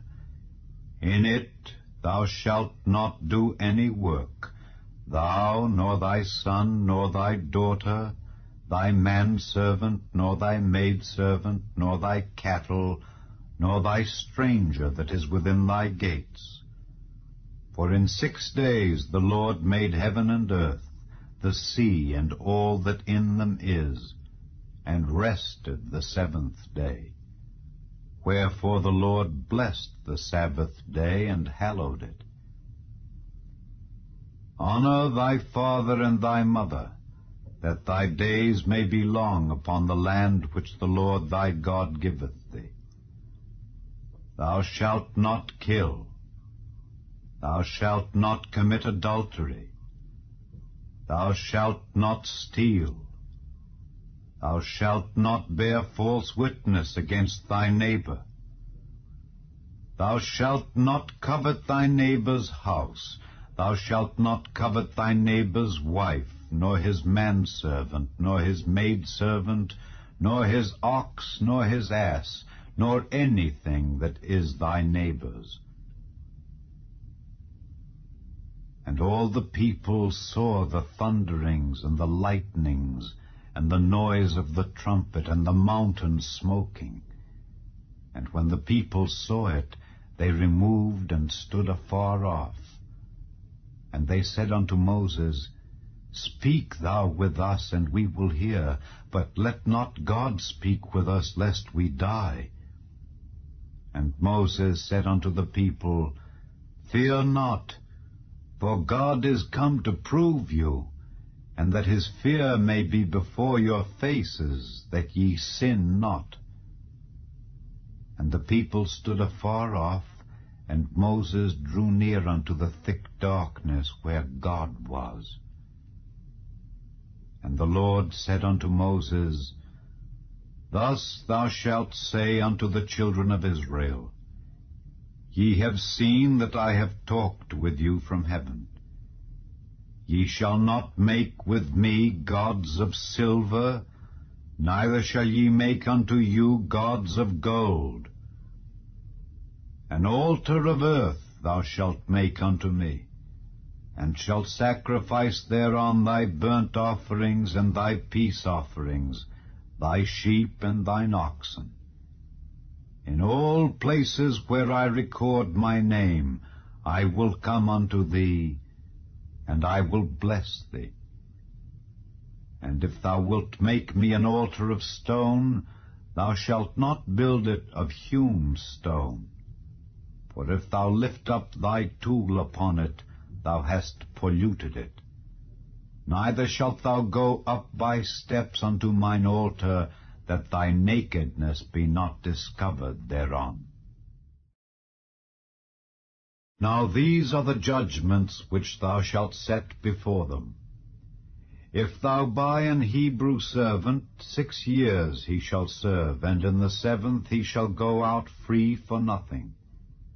If he came in by himself, he shall go out by himself. If he were married, then his wife shall go out with him. If his master have given him a wife, and she have borne him sons or daughters, the wife and her children shall be her master's, and he shall go out by himself. And if the servant shall plainly say, I love my master, my wife, and my children, I will not go out free, then his master shall bring him unto the judges.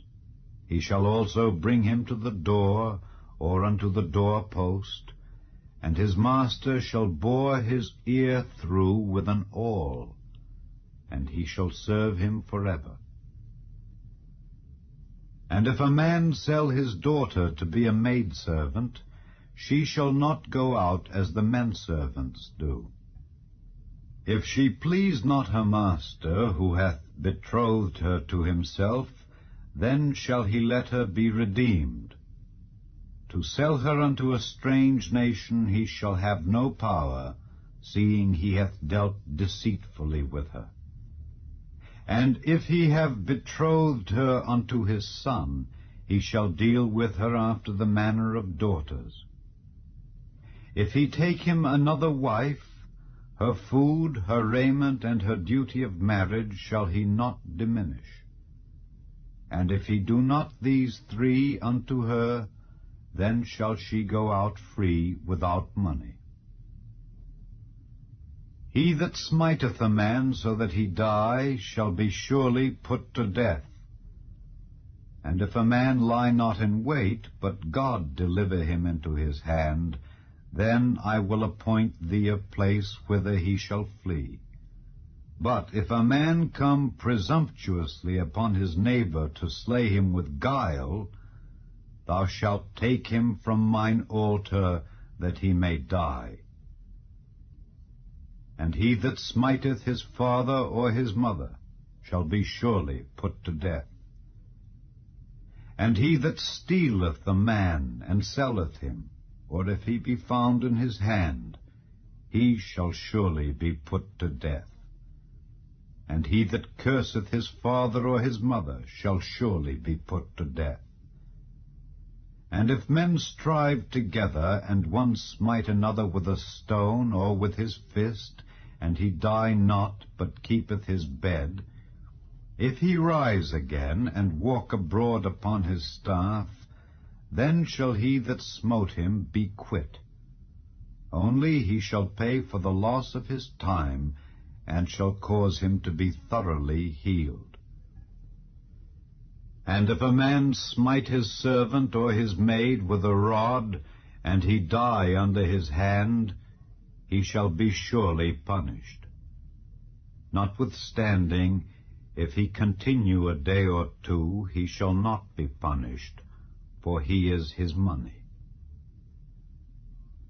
If men strive and hurt a woman with child, so that her fruit depart from her, and yet no mischief follow, he shall be surely punished according as the woman's husband will lay upon him, and he shall pay as the judges determine. And if any mischief follow, then thou shalt give life for life, eye for eye, tooth for tooth, hand for hand, foot for foot, burning for burning, wound for wound, stripe for stripe. And if a man smite the eye of his servant, or the eye of his maid, that it perish, he shall let him go free for his eye's sake. And if he smite out his manservant's tooth, or his maidservant's tooth, he shall let him go free for his tooth's sake. If an ox gore a man or a woman, that they die, then the ox shall be surely stoned, and his flesh shall not be eaten, but the owner of the ox shall be quit. But if the ox were wont to push with his horn in time past, and it hath been testified to his owner, and he hath not kept him in, but that he hath killed a man or a woman, the ox shall be stoned, and his owner also shall be put to death. If there be laid on him a sum of money, then he shall give for the ransom of his life whatsoever is laid upon him. Whether he have gored a son or have gored a daughter, according to this judgment shall it be done unto him. If the ox shall push a manservant or a maidservant, he shall give unto their master 30 shekels of silver, and the ox shall be stoned.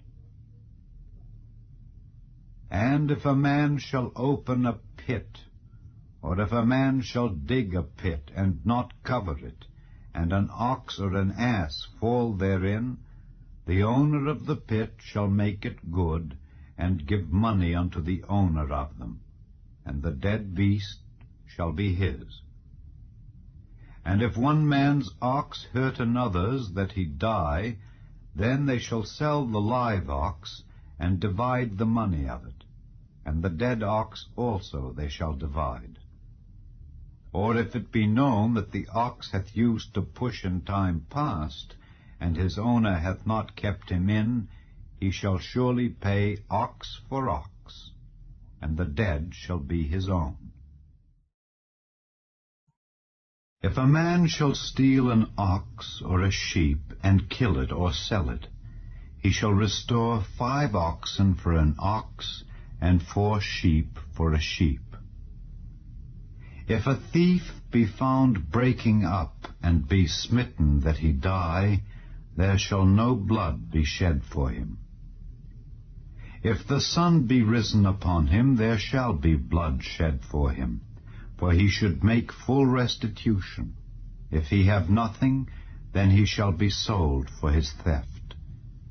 If the theft be certainly found in his hand alive, whether it be ox or ass or sheep, he shall restore double. If a man shall cause a field or vineyard to be eaten, and shall put in his beast, and shall feed in another man's field, Of the best of his own field and of the best of his own vineyard shall he make restitution. If fire break out and catch in thorns, so that the stacks of corn or the standing corn or the field be consumed therewith, he that kindled the fire shall surely make restitution. If a man shall deliver unto his neighbor money or stuff to keep, and it be stolen out of the man's house, if the thief be found, let him pay double. If the thief be not found, then the master of the house shall be brought unto the judges to see whether he have put his hand unto his neighbor's goods. For all manner of trespass, whether it be for ox, for ass, for sheep, for raiment, or for any manner of lost thing which another challengeth to be his, the cause of both parties shall come before the judges, and whom the judges shall condemn, he shall pay double unto his neighbor. If a man deliver unto his neighbor an ass, or an ox, or a sheep, or any beast to keep, and it die, or be hurt, or driven away, no man seeing it, then shall an oath of the Lord be between them both, that he hath not put his hand unto his neighbor's goods, and the owner of it shall accept thereof, and he shall not make it good. And if it be stolen from him, he shall make restitution unto the owner thereof. If it be torn in pieces, then let him bring it for witness, and he shall not make good that which was torn. And if a man borrow aught of his neighbor, and it be hurt or die, the owner thereof being not with it, he shall surely make it good. But if the owner thereof be with it, he shall not make it good. If it be an hired thing, it came for his hire. And if a man entice a maid that is not betrothed, and lie with her, he shall surely endow her to be his wife. If her father utterly refuse to give her unto him, he shall pay money according to the dowry of virgins. Thou shalt not suffer a witch to live. Whosoever lieth with a beast shall surely be put to death. He that sacrificeth unto any god save unto the Lord only, he shall be utterly destroyed. Thou shalt neither vex a stranger nor oppress him, for ye were strangers in the land of Egypt. Ye shall not afflict any widow or fatherless child. If thou afflict them in any wise, and they cry at all unto me, I will surely hear their cry, and my wrath shall wax hot, and I will kill you with the sword, and your wives shall be widows, and your children fatherless. If thou lend money to any of my people that is poor by thee, thou shalt not be to him as an usurer, neither shalt thou lay upon him usury. If thou at all take thy neighbor's raiment to pledge, thou shalt deliver it unto him by that the sun goeth down. For that is his covering only, it is his raiment for his skin. Wherein shall he sleep? And it shall come to pass, when he crieth unto me, that I will hear, for I am gracious. Thou shalt not revile the gods, nor curse the ruler of thy people. Thou shalt not delay to offer the first of thy ripe fruits and of thy liquors. The firstborn of thy sons shalt thou give unto me. Likewise shalt thou do with thine oxen and with thy sheep. 7 days it shall be with his dam. On the 8th day thou shalt give it me. And ye shall be holy men unto me. Neither shall ye eat any flesh that is torn of beasts in the field. Ye shall cast it to the dogs. Thou shalt not raise a false report. Put not thine hand with the wicked to be an unrighteous witness.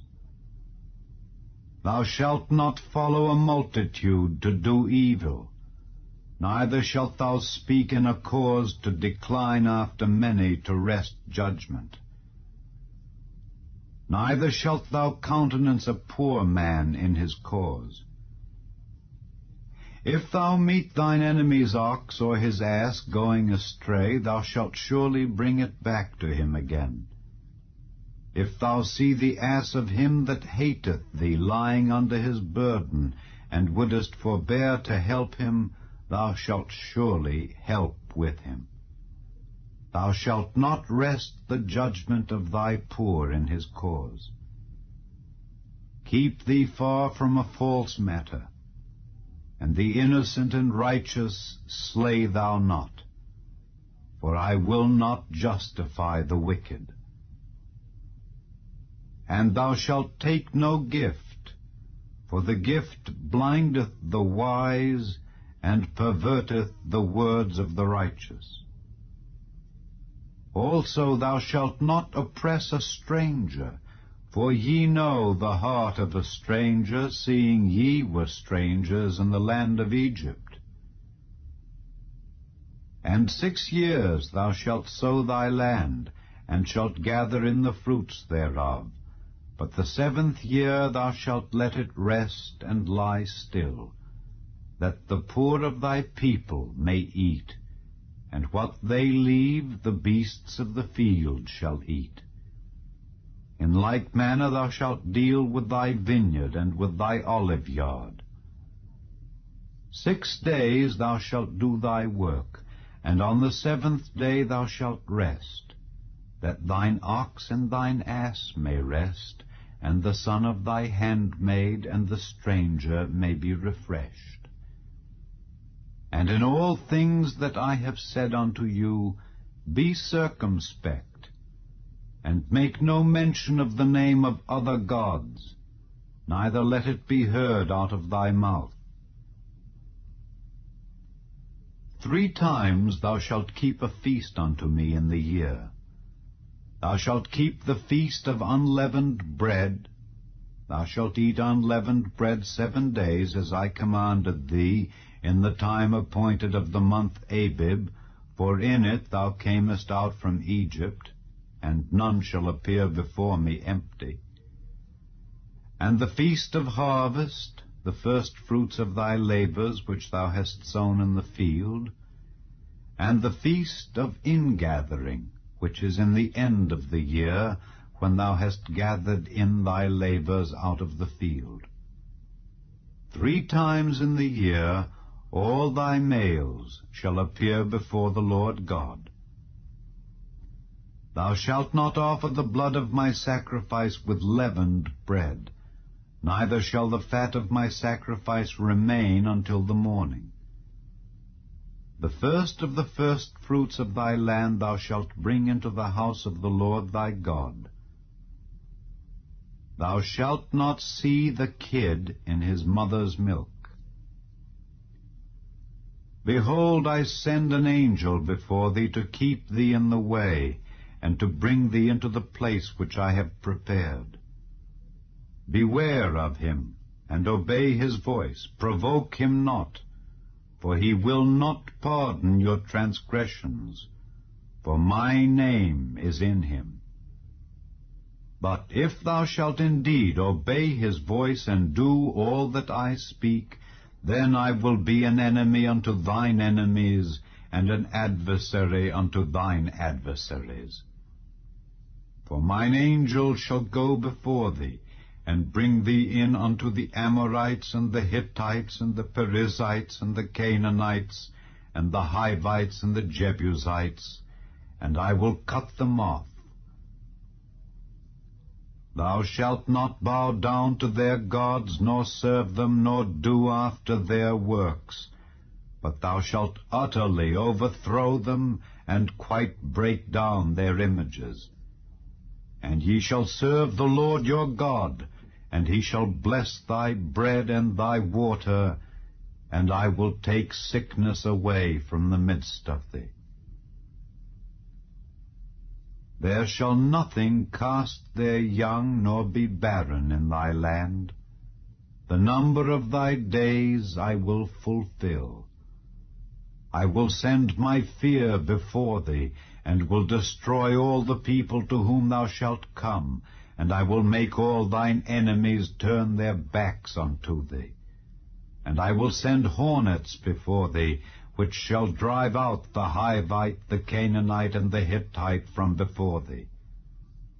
I will not drive them out from before thee in 1 year, lest the land become desolate, and the beast of the field multiply against thee.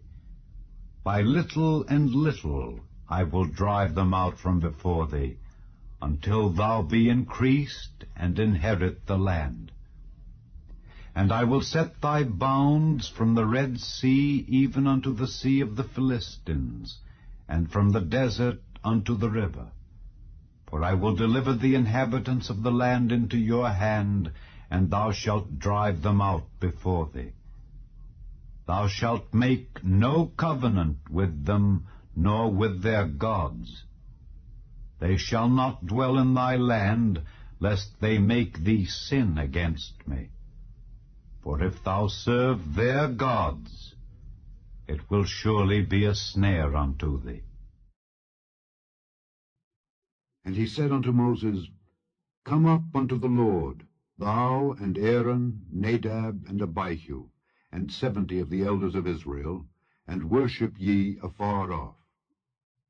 And Moses alone shall come near the Lord, but they shall not come nigh, neither shall the people go up with him. And Moses came and told the people all the words of the Lord, and all the judgments. And all the people answered with one voice, and said, All the words which the Lord hath said will we do. And Moses wrote all the words of the Lord, and rose up early in the morning, and builded an altar under the hill, and 12 pillars according to the 12 tribes of Israel. And he sent young men of the children of Israel, which offered burnt offerings, and sacrificed peace offerings of oxen unto the Lord. And Moses took half of the blood, and put it in basins, and half of the blood he sprinkled on the altar. And he took the book of the covenant, and read in the audience of the people. And they said, All that the Lord hath said will we do, and be obedient. And Moses took the blood, and sprinkled it on the people, and said, Behold the blood of the covenant which the Lord hath made with you concerning all these words. Then went up Moses and Aaron, Nadab and Abihu, and 70 of the elders of Israel, and they saw the God of Israel.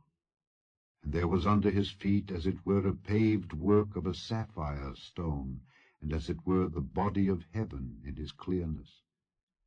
And upon the nobles of the children of Israel he laid not his hand. Also they saw God, and did eat and drink.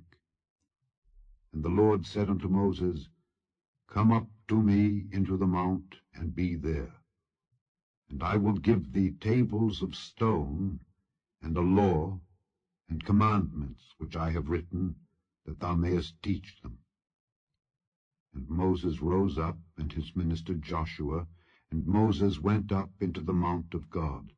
And he said unto the elders, Tarry ye here for us until we come again unto you. And behold, Aaron and Hur are with you. If any man have any matters to do, let him come unto them. And Moses went up into the mount, and a cloud covered the mount. And the glory of the Lord abode upon Mount Sinai, and the cloud covered it 6 days. And the 7th day he called unto Moses out of the midst of the cloud. And the sight of the glory of the Lord was like devouring fire on the top of the mount in the eyes of the children of Israel. And Moses went into the midst of the cloud, and gat him up into the mount, and Moses was in the mount 40 days and 40 nights.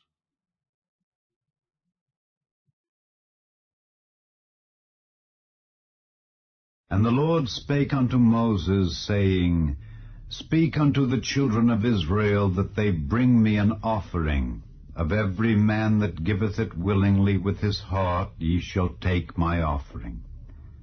And this is the offering which ye shall take of them: gold and silver and brass and blue and purple and scarlet and fine linen and goat's hair, and rams' skins dyed red, and badgers' skins, and shittim wood, oil for the light, spices for anointing oil, and for sweet incense, onyx stones, and stones to be set in the ephod and in the breastplate. And let them make me a sanctuary, that I may dwell among them, according to all that I show thee, after the pattern of the tabernacle and the pattern of all the instruments thereof, even so shall ye make it. And they shall make an ark of shittim wood. 2 cubits and a half shall be the length thereof, and 1 cubit and a half the breadth thereof, and 1 cubit and a half the height thereof. And thou shalt overlay it with pure gold, within and without shalt thou overlay it, and shalt make upon it a crown of gold round about.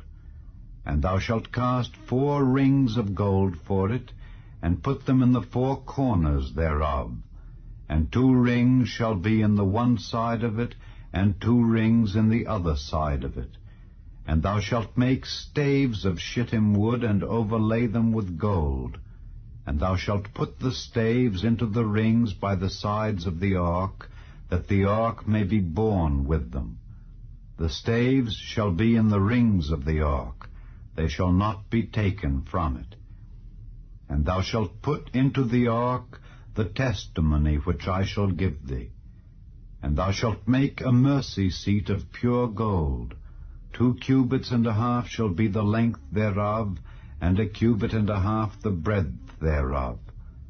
And thou shalt make 2 cherubims of gold, of beaten work shalt thou make them, in the 2 ends of the mercy seat. And make 1 cherub on the one end, and the other cherub on the other end.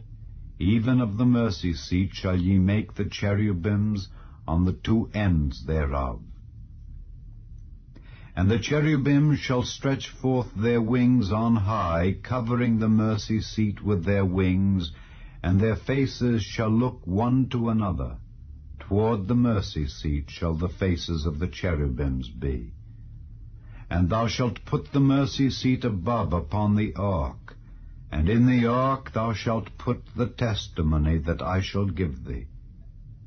And there I will meet with thee, and I will commune with thee from above the mercy seat, from between the 2 cherubims which are upon the ark of the testimony, of all things which I will give thee in commandment unto the children of Israel. Thou shalt also make a table of shittim wood. 2 cubits shall be the length thereof, and 1 cubit the breadth thereof, and 1 cubit and a half the height thereof.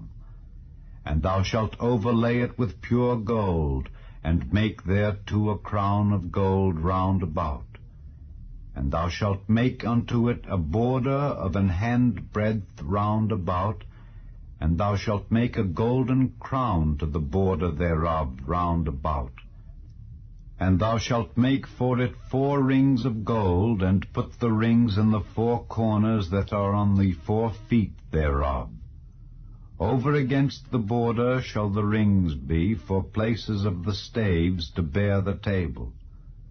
And thou shalt make the staves of shittim wood, and overlay them with gold, that the table may be borne with them.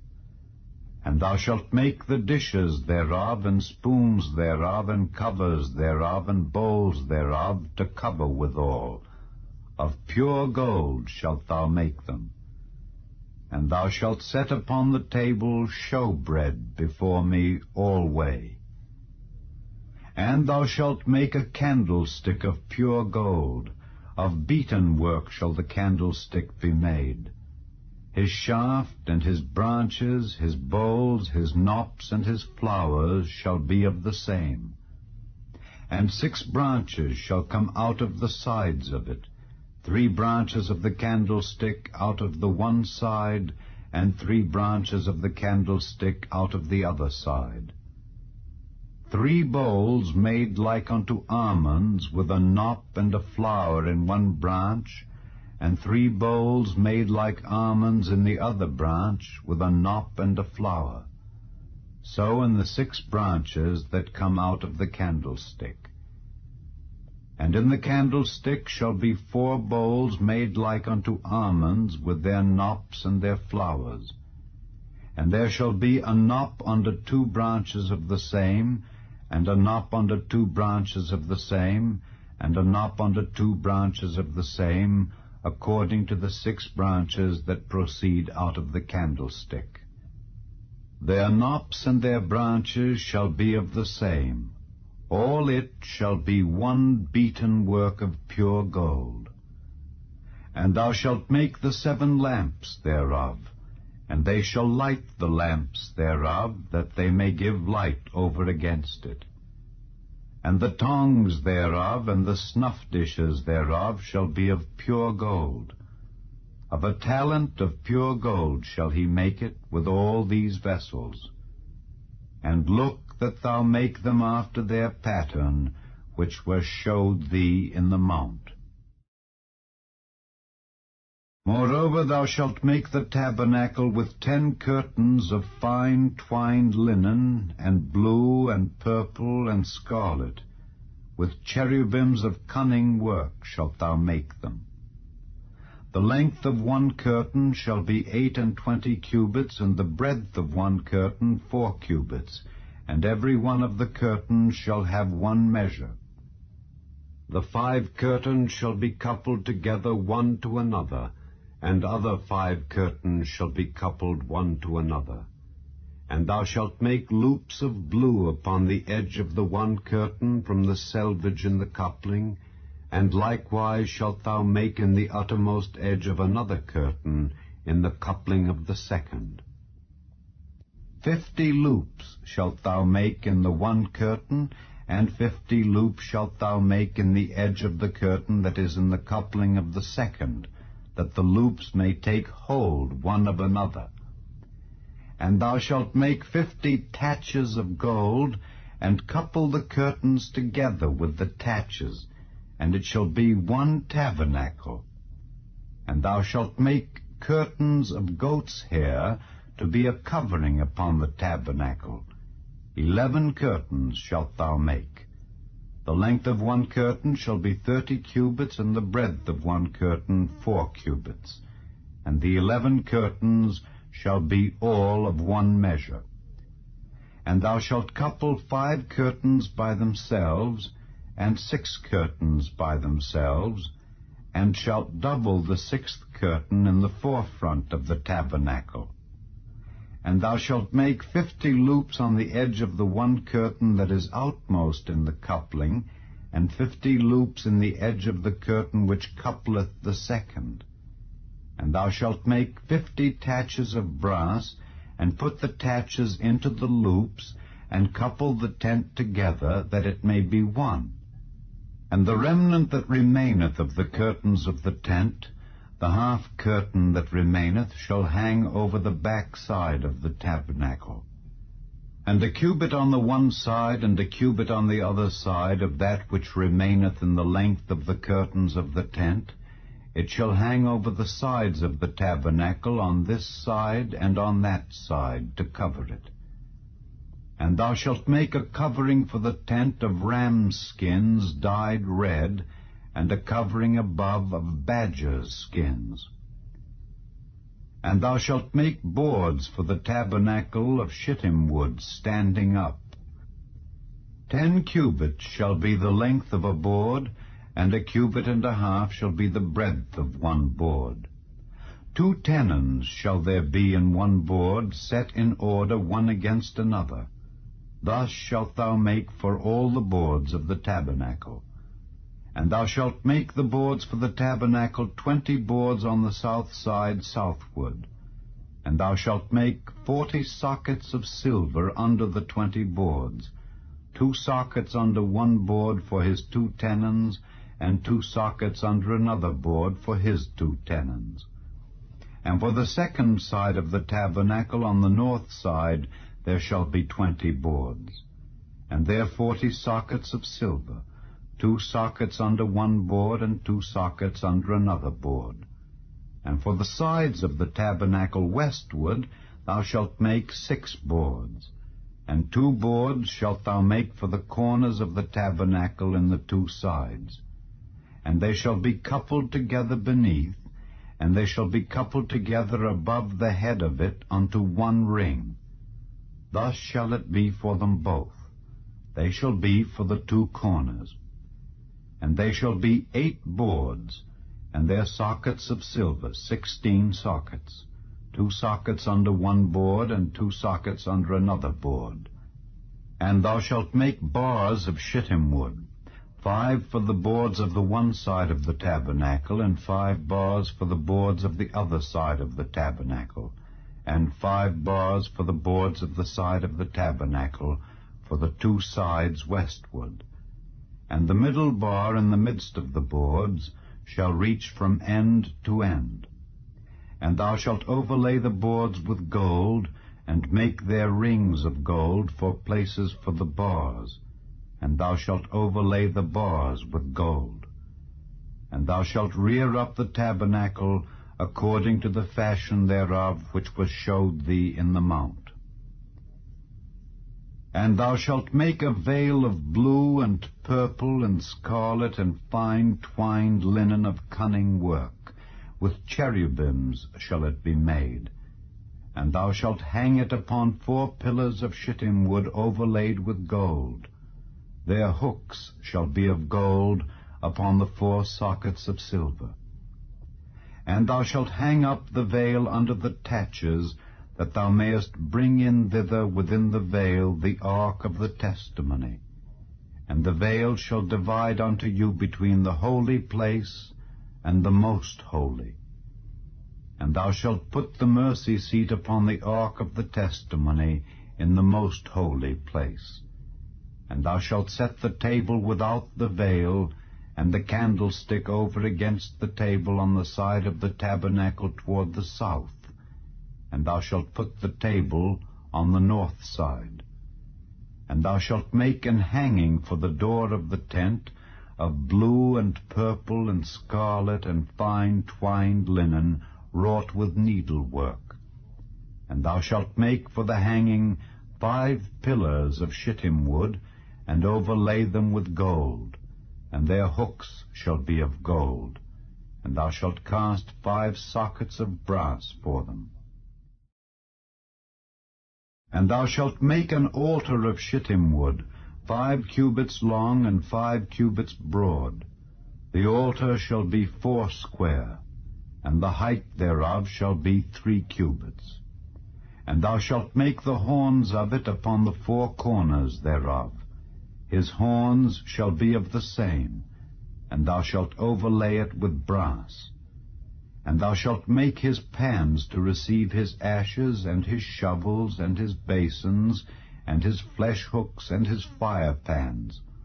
All the vessels thereof thou shalt make of brass. And thou shalt make for it a grate of network of brass. And upon the net shalt thou make 4 brazen rings in the 4 corners thereof.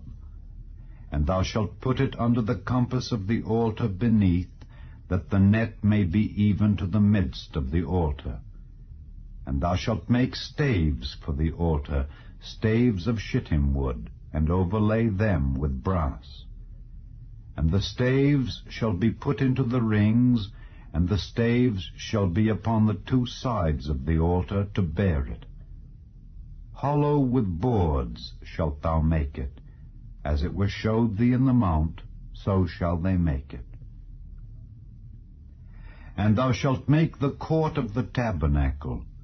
For the south side southward there shall be hangings for the court of fine twined linen of 100 cubits long for one side.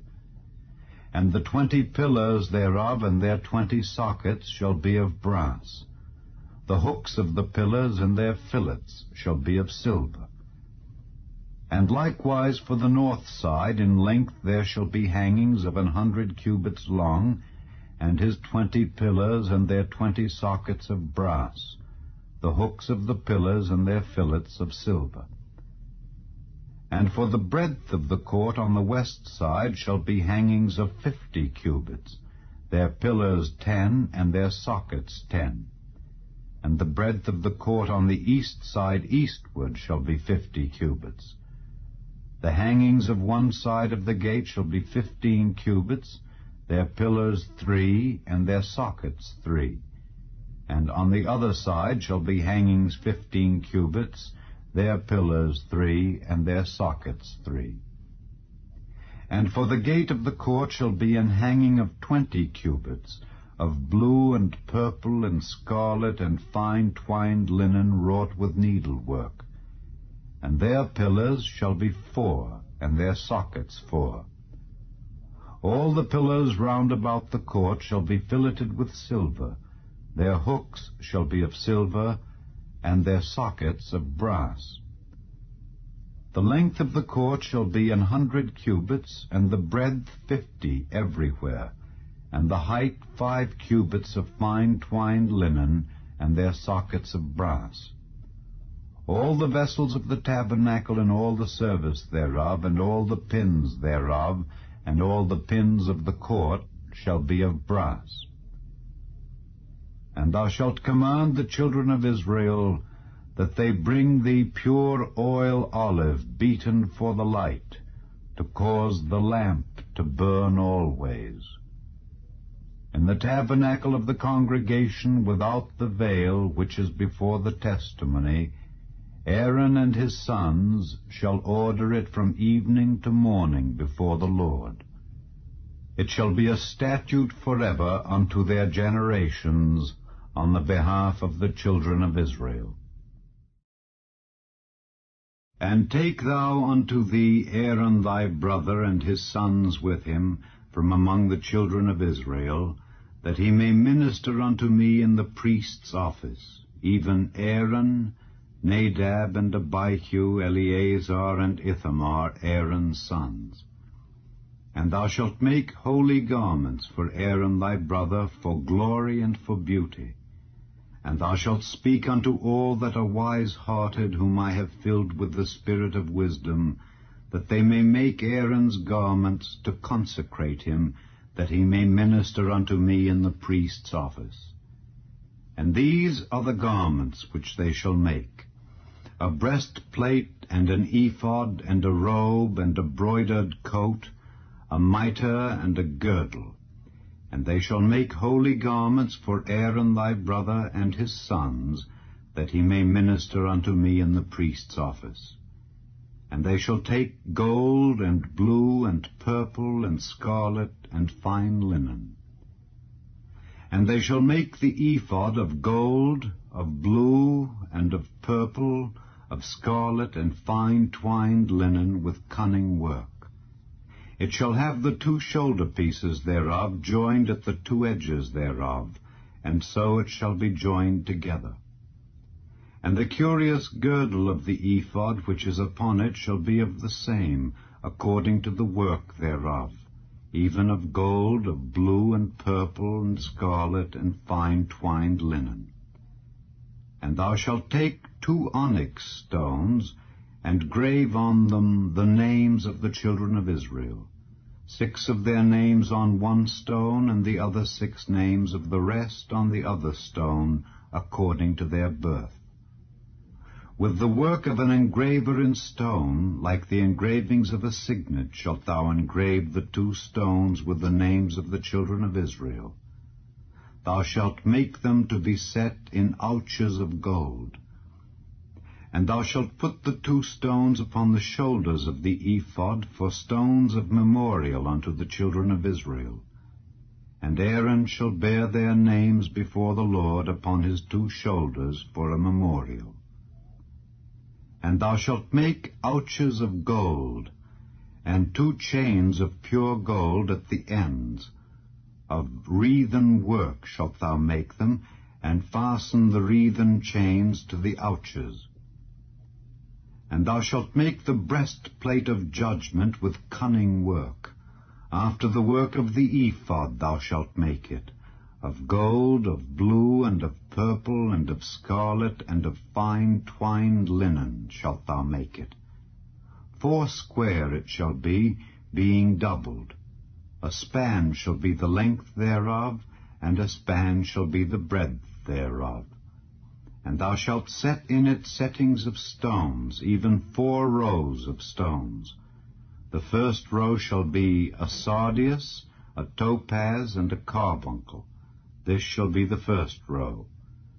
And the second row shall be an emerald, a sapphire, and a diamond. And the third row a ligure, an agate, and an amethyst. And the fourth row a beryl, and an onyx, and a jasper. They shall be set in gold in their enclosings. And the stones shall be with the names of the children of Israel, 12 according to their names, like the engravings of a signet. Every one with his name shall they be, according to the 12 tribes. And thou shalt make upon the breastplate chains at the ends of wreathen work of pure gold. And thou shalt make upon the breastplate 2 rings of gold, and shalt put the 2 rings on the 2 ends of the breastplate. And thou shalt put the 2 wreathen chains of gold in the 2 rings which are on the ends of the breastplate. And the other 2 ends of the 2 wreathen chains thou shalt fasten in the 2 ouches, and put them on the shoulder pieces of the ephod before it. And thou shalt make 2 rings of gold, and thou shalt put them upon the 2 ends of the breastplate in the border thereof, which is in the side of the ephod inward. And 2 other rings of gold thou shalt make, and shalt put them on the 2 sides of the ephod underneath, toward the forepart thereof, over against the other coupling thereof, above the curious girdle of the ephod. And they shall bind the breastplate by the rings thereof unto the rings of the ephod with a lace of blue, that it may be above the curious girdle of the ephod, and that the breastplate be not loosed from the ephod. And Aaron shall bear the names of the children of Israel in the breastplate of judgment upon his heart, when he goeth in unto the holy place, for a memorial before the Lord continually. And thou shalt put in the breastplate of judgment the Urim and the Thummim, and they shall be upon Aaron's heart when he goeth in before the Lord. And Aaron shall bear the judgment of the children of Israel upon his heart before the Lord continually. And thou shalt make the robe of the ephod all of blue, and there shall be an hole in the top of it in the midst thereof.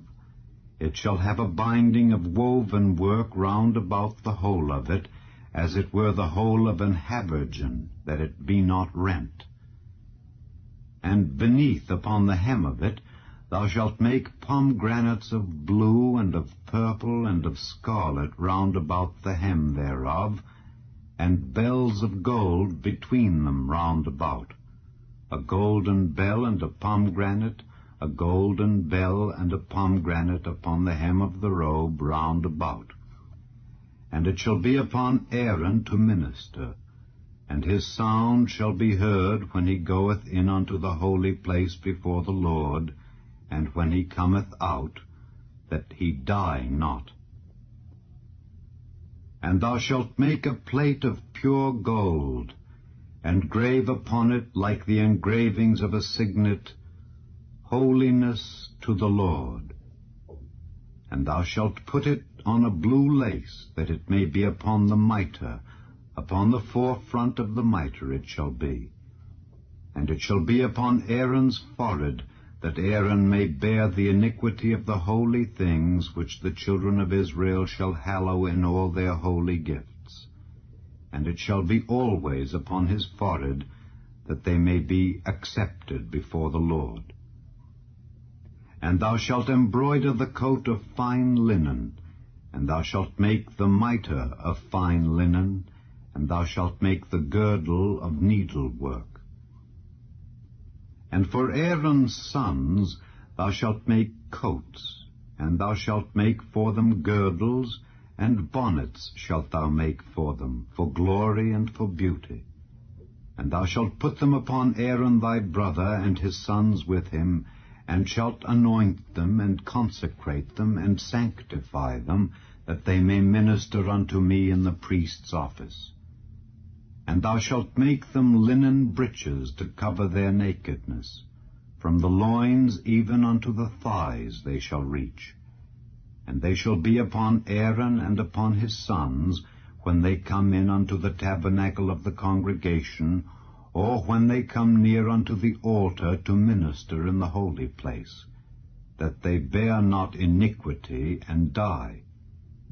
It shall be a statute forever unto him and his seed after him.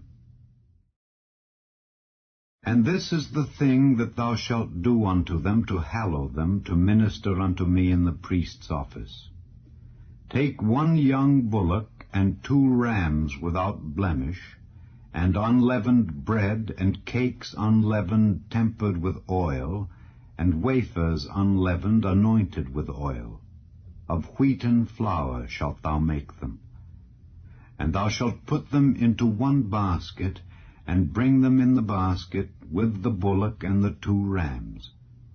And Aaron and his sons thou shalt bring unto the door of the tabernacle of the congregation, and shalt wash them with water.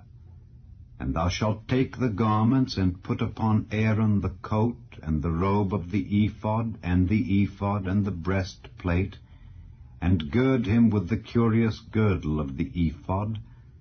And thou shalt put the mitre upon his head, and put the holy crown upon the mitre. Then shalt thou take the anointing oil, and pour it upon his head, and anoint him. And thou shalt bring his sons, and put coats upon them. And thou shalt gird them with girdles, Aaron and his sons, and put the bonnets on them. And the priest's office shall be theirs for a perpetual statute, and thou shalt consecrate Aaron and his sons. And thou shalt cause a bullock to be brought before the tabernacle of the congregation, and Aaron and his sons shall put their hands upon the head of the bullock. And thou shalt kill the bullock before the Lord by the door of the tabernacle of the congregation.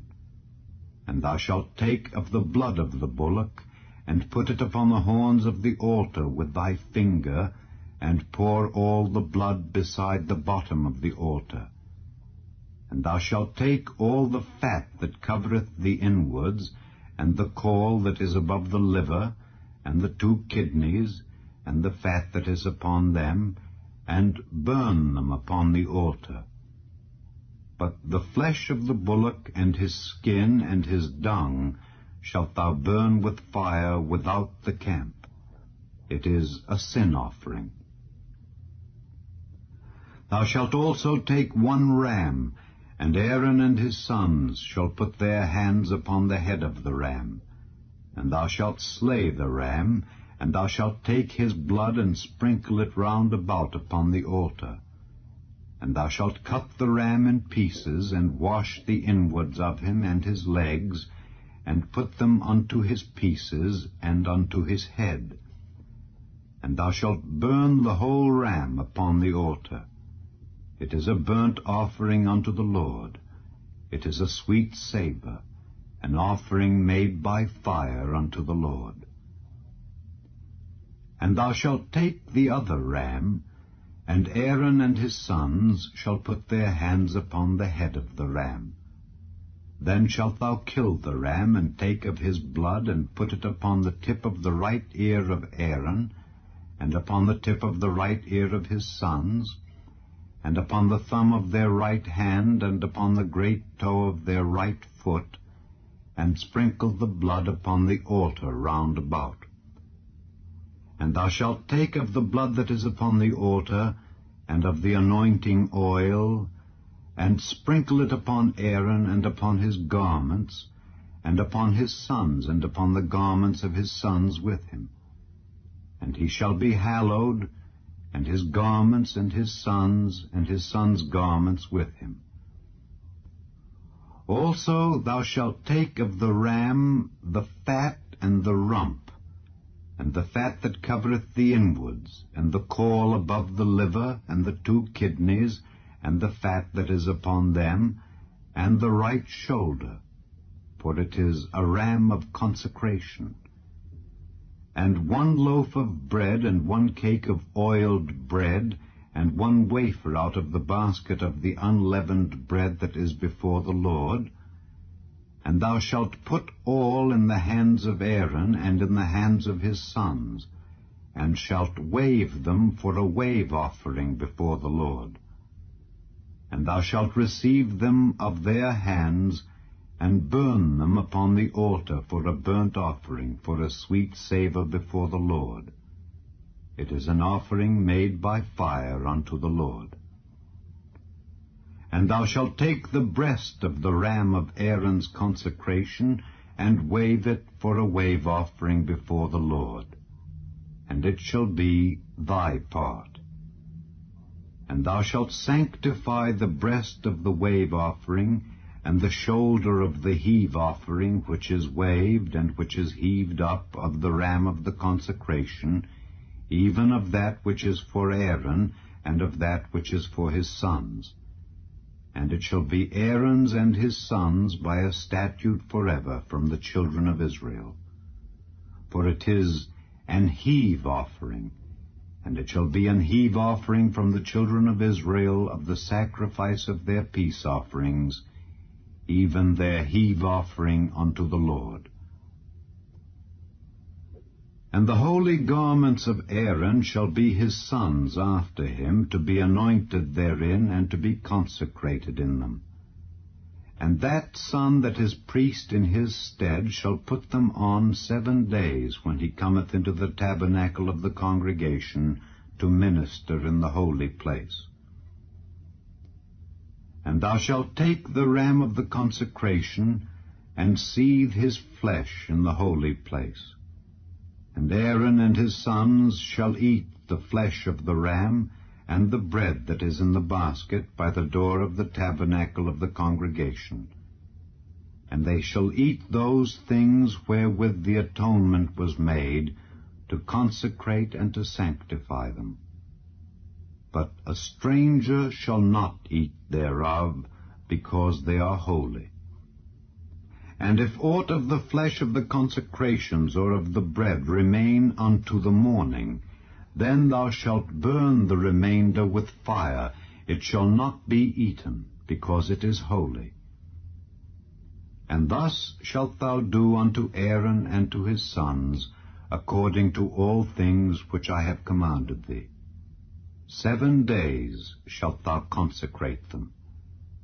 And thou shalt offer every day a bullock for a sin offering for atonement.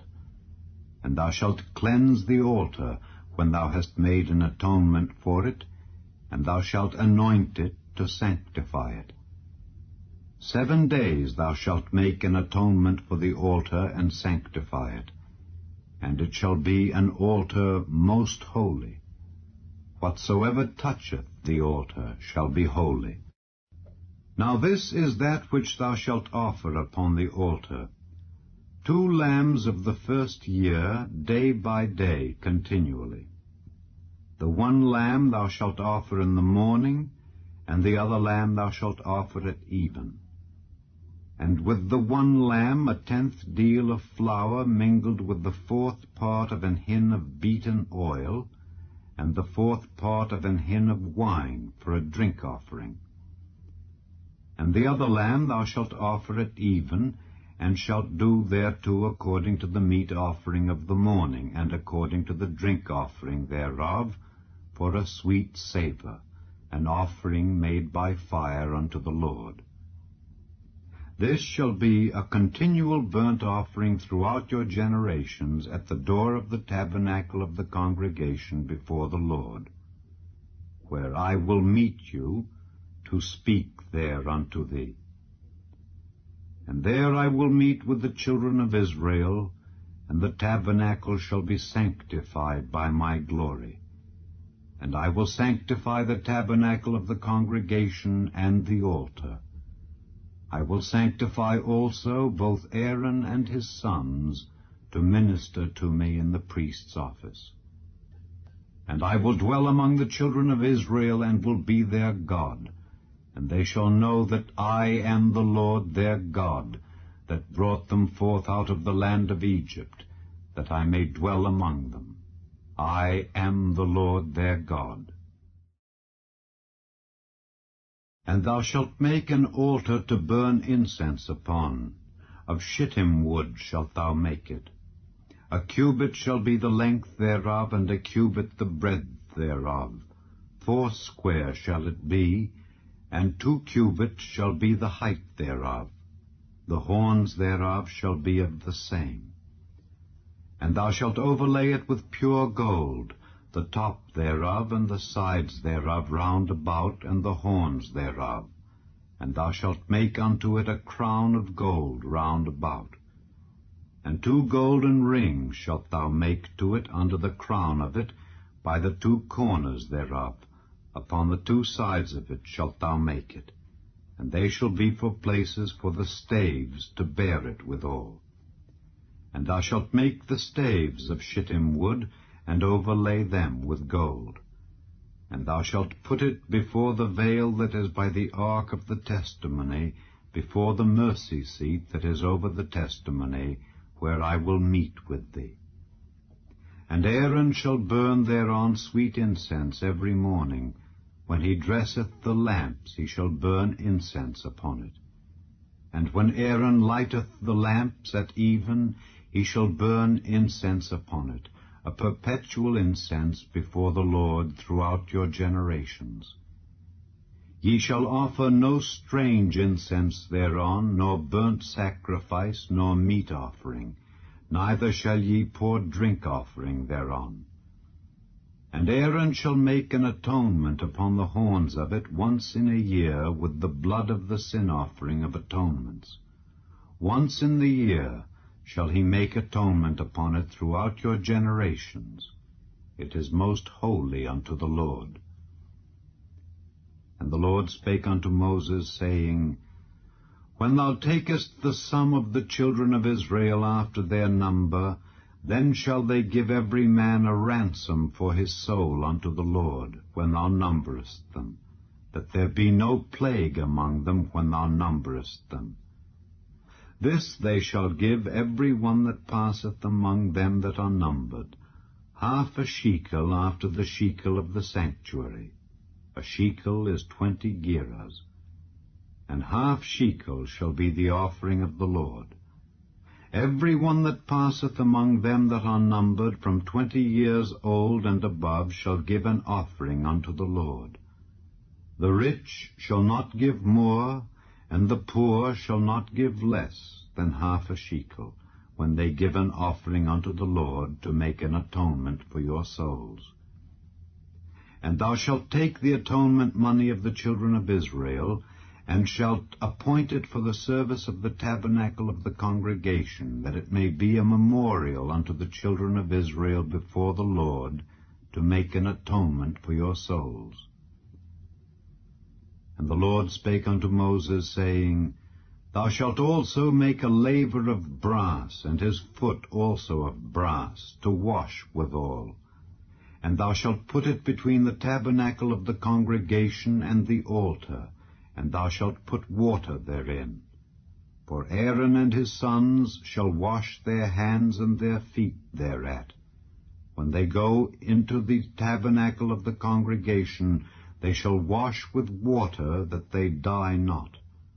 Or when they come near to the altar to minister, to burn offering made by fire unto the Lord, so they shall wash their hands and their feet, that they die not. And it shall be a statute forever to them, even to him and to his seed throughout their generations. Moreover the Lord spake unto Moses, saying, Take thou also unto thee principal spices, of pure myrrh 500 shekels, and of sweet cinnamon half so much, even 250 shekels, and of sweet calamus 250 shekels, and of cassia 500 shekels, after the shekel of the sanctuary, and of oil olive and hin. And thou shalt make it an oil of holy ointment, an ointment compound after the art of the apothecary. It shall be an holy anointing oil. And thou shalt anoint the tabernacle of the congregation therewith, and the ark of the testimony, and the table and all his vessels, and the candlestick and his vessels, and the altar of incense, and the altar of burnt offering with all his vessels, and the laver and his foot. And thou shalt sanctify them, that they may be most holy. Whatsoever toucheth them shall be holy. And thou shalt anoint Aaron and his sons, and consecrate them, that they may minister unto me in the priest's office. And thou shalt speak unto the children of Israel, saying, This shall be an holy anointing oil unto me throughout your generations. Upon man's flesh shall it not be poured, neither shall ye make any other like it after the composition of it. It is holy, and it shall be holy unto you. Whosoever compoundeth any like it, or whosoever putteth any of it upon a stranger, shall even be cut off from his people. And the Lord said unto Moses, Take unto thee sweet spices, stacte, and onycha, and galbanum, these sweet spices with pure frankincense.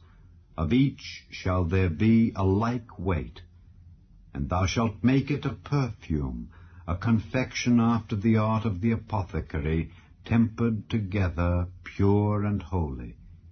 And thou shalt beat some of it very small, and put of it before the testimony in the tabernacle of the congregation, where I will meet with thee.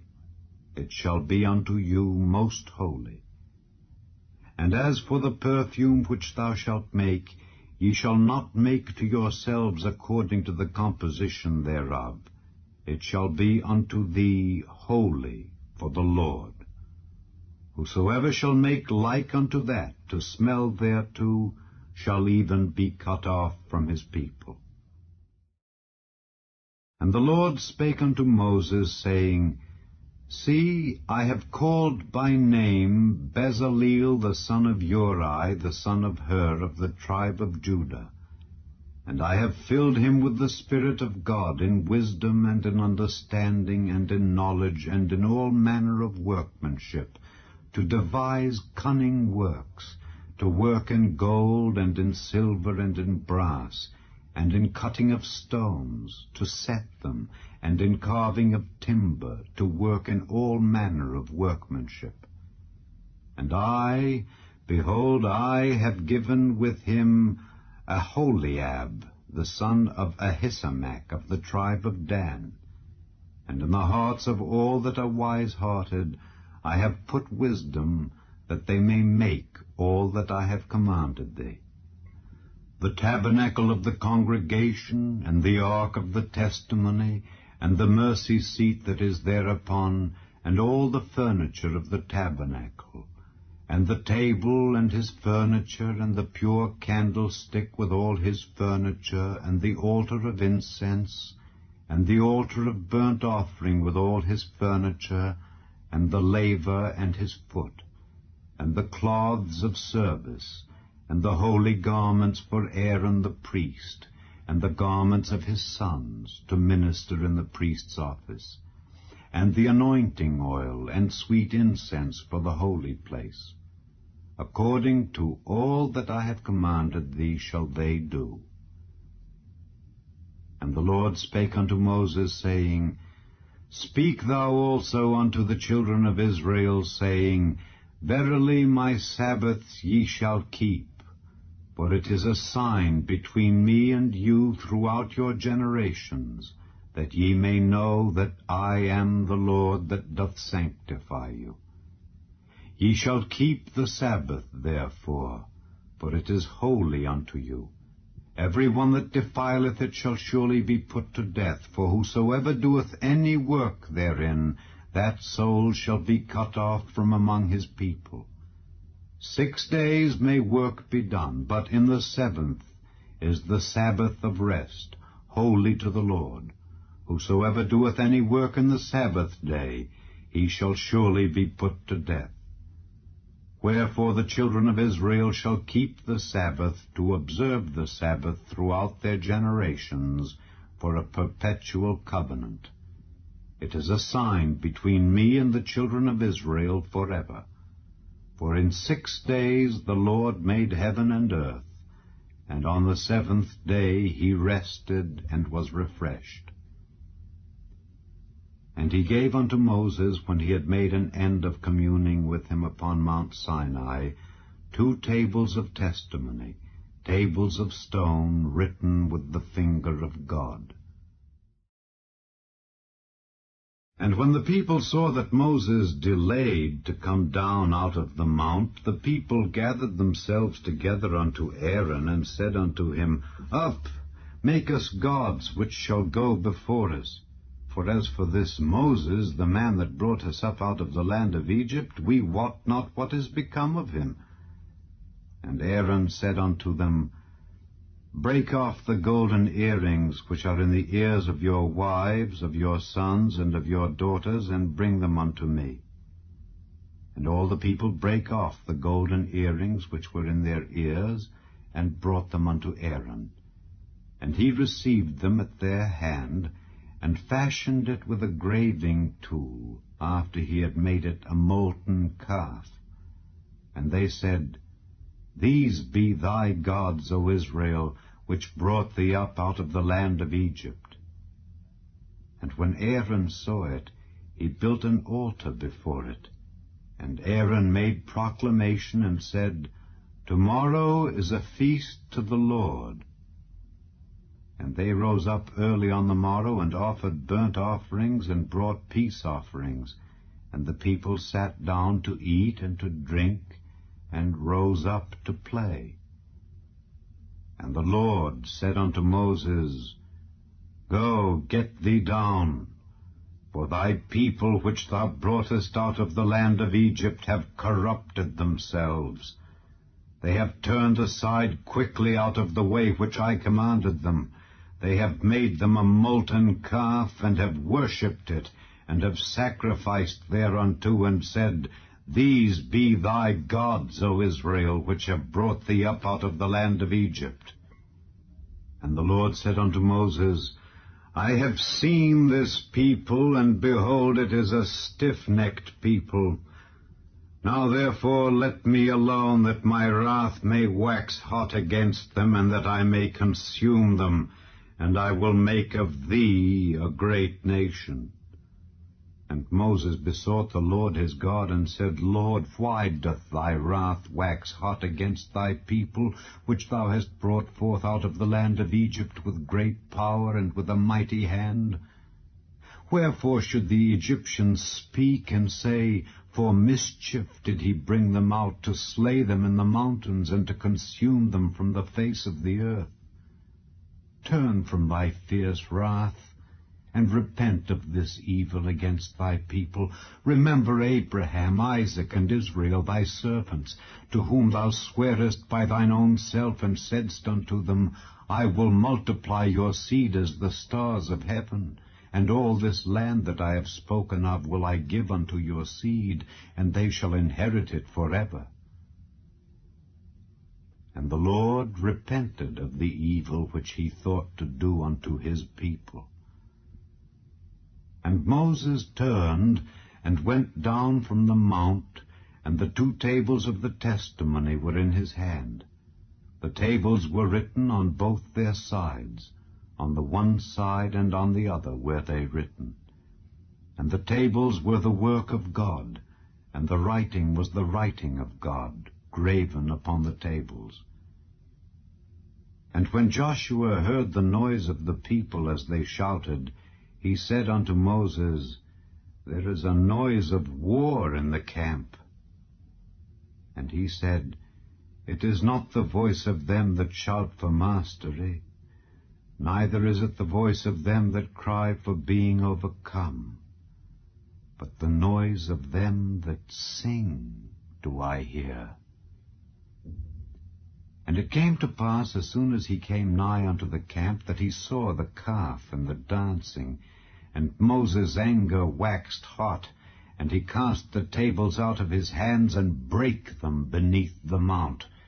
And he took the calf which they had made, and burnt it in the fire, and ground it to powder, and strawed it upon the water, and made the children of Israel drink of it. And Moses said unto Aaron, What did this people unto thee, that thou hast brought so great a sin upon them? And Aaron said, Let not the anger of my lord wax hot. Thou knowest the people, that they are set on mischief. For they said unto me, Make us gods which shall go before us. For as for this Moses, the man that brought us up out of the land of Egypt, we wot not what is become of him. And I said unto them, Whosoever hath any gold, let them break it off. So they gave it me. Then I cast it into the fire, and there came out this calf. And when Moses saw that the people were naked, for Aaron had made them naked unto their shame among their enemies, then Moses stood in the gate of the camp, and said, Who is on the Lord's side? Let him come unto me. And all the sons of Levi gathered themselves together unto him. And he said unto them, Thus saith the Lord God of Israel, Put every man his sword by his side, and go in and out from gate to gate throughout the camp, and slay every man his brother, and every man his companion, and every man his neighbor. And the children of Levi did according to the word of Moses, and there fell of the people that day about 3,000 men. For Moses had said, Consecrate yourselves today to the Lord, even every man upon his son and upon his brother, that he may bestow upon you a blessing this day. And it came to pass on the morrow, that Moses said unto the people, Ye have sinned a great sin. And now I will go up unto the Lord. Peradventure I shall make an atonement for your sin. And Moses returned unto the Lord, and said, O, this people have sinned a great sin, and have made them gods of gold. Yet now, if thou wilt, forgive their sin. And if not, blot me, I pray thee, out of thy book which thou hast written. And the Lord said unto Moses, Whosoever hath sinned against me, him will I blot out of my book. Therefore now go, lead the people unto the place of which I have spoken unto thee. Behold, mine angel shall go before thee. Nevertheless, in the day when I visit, I will visit their sin upon them. And the Lord plagued the people, because they made the calf which Aaron made. And the Lord said unto Moses, Depart and go up hence, thou and the people which thou hast brought up out of the land of Egypt, unto the land which I swear unto Abraham, to Isaac, and to Jacob, saying, Unto thy seed will I give it. And I will send an angel before thee, and I will drive out the Canaanite, the Amorite, and the Hittite, and the Perizzite, the Hivite, and the Jebusite, unto a land flowing with milk and honey. For I will not go up in the midst of thee, for thou art a stiff-necked people, lest I consume thee in the way. And when the people heard these evil tidings, they mourned, and no man did put on him his ornaments. For the Lord had said unto Moses, Say unto the children of Israel, Ye are a stiff-necked people. I will come up into the midst of thee in a moment, and consume thee. Therefore now put off thy ornaments from thee, that I may know what to do unto thee. And the children of Israel stripped themselves of their ornaments by the Mount Horeb. And Moses took the tabernacle, and pitched it without the camp, afar off from the camp, and called it the tabernacle of the congregation. And it came to pass that every one which sought the Lord went out unto the tabernacle of the congregation, which was without the camp.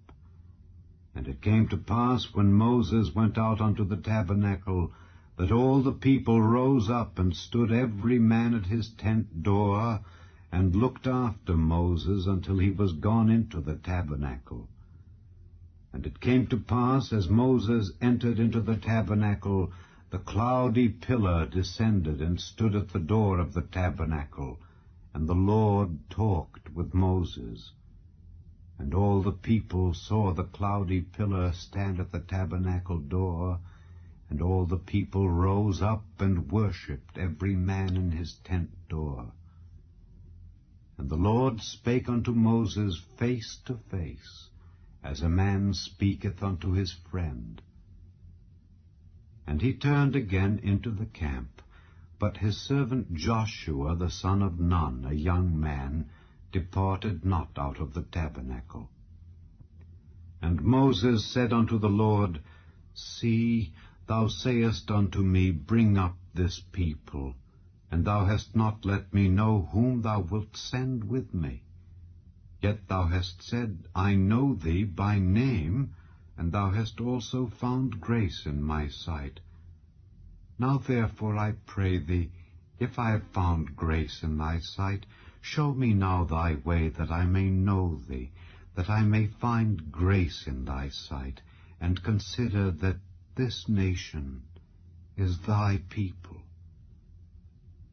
And he said, My presence shall go with thee, and I will give thee rest. And he said unto him, If thy presence go not with me, carry us not up hence. For wherein shall it be known here that I and thy people have found grace in thy sight? Is it not in that thou goest with us? So shall we be separated, I and thy people, from all the people that are upon the face of the earth. And the Lord said unto Moses, I will do this thing also that thou hast spoken, for thou hast found grace in my sight, and I know thee by name.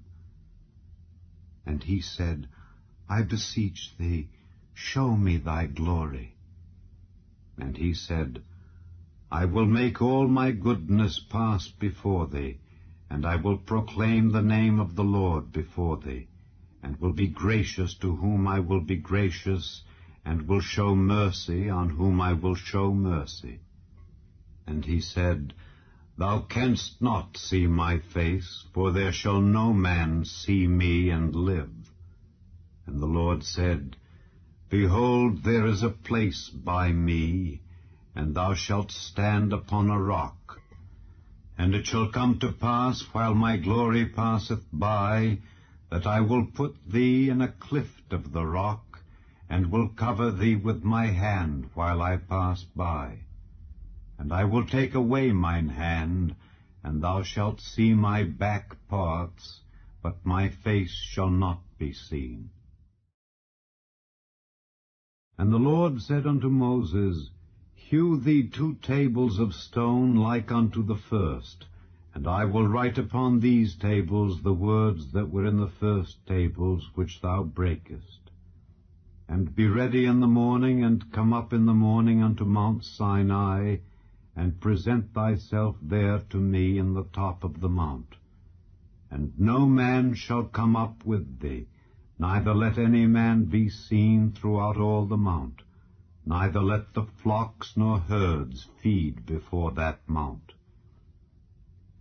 And he hewed 2 tables of stone like unto the first. And Moses rose up early in the morning, and went up unto Mount Sinai, as the Lord had commanded him, and took in his hand the 2 tables of stone. And the Lord descended in the cloud, and stood with him there, and proclaimed the name of the Lord.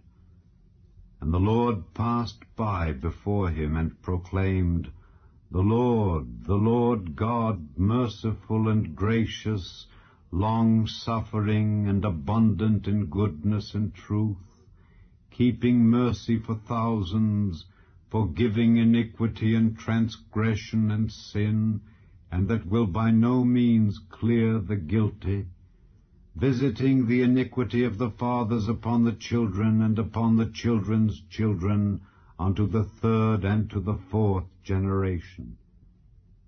And Moses made haste, and bowed his head toward the earth, and worshipped. And he said, If now I have found grace in thy sight, O Lord, let my Lord, I pray thee, go among us, for it is a stiff-necked people, and pardon our iniquity and our sin, and take us for thine inheritance. And he said, Behold, I make a covenant. Before all thy people I will do marvels such as have not been done in all the earth, nor in any nation. And all the people among which thou art shall see the work of the Lord.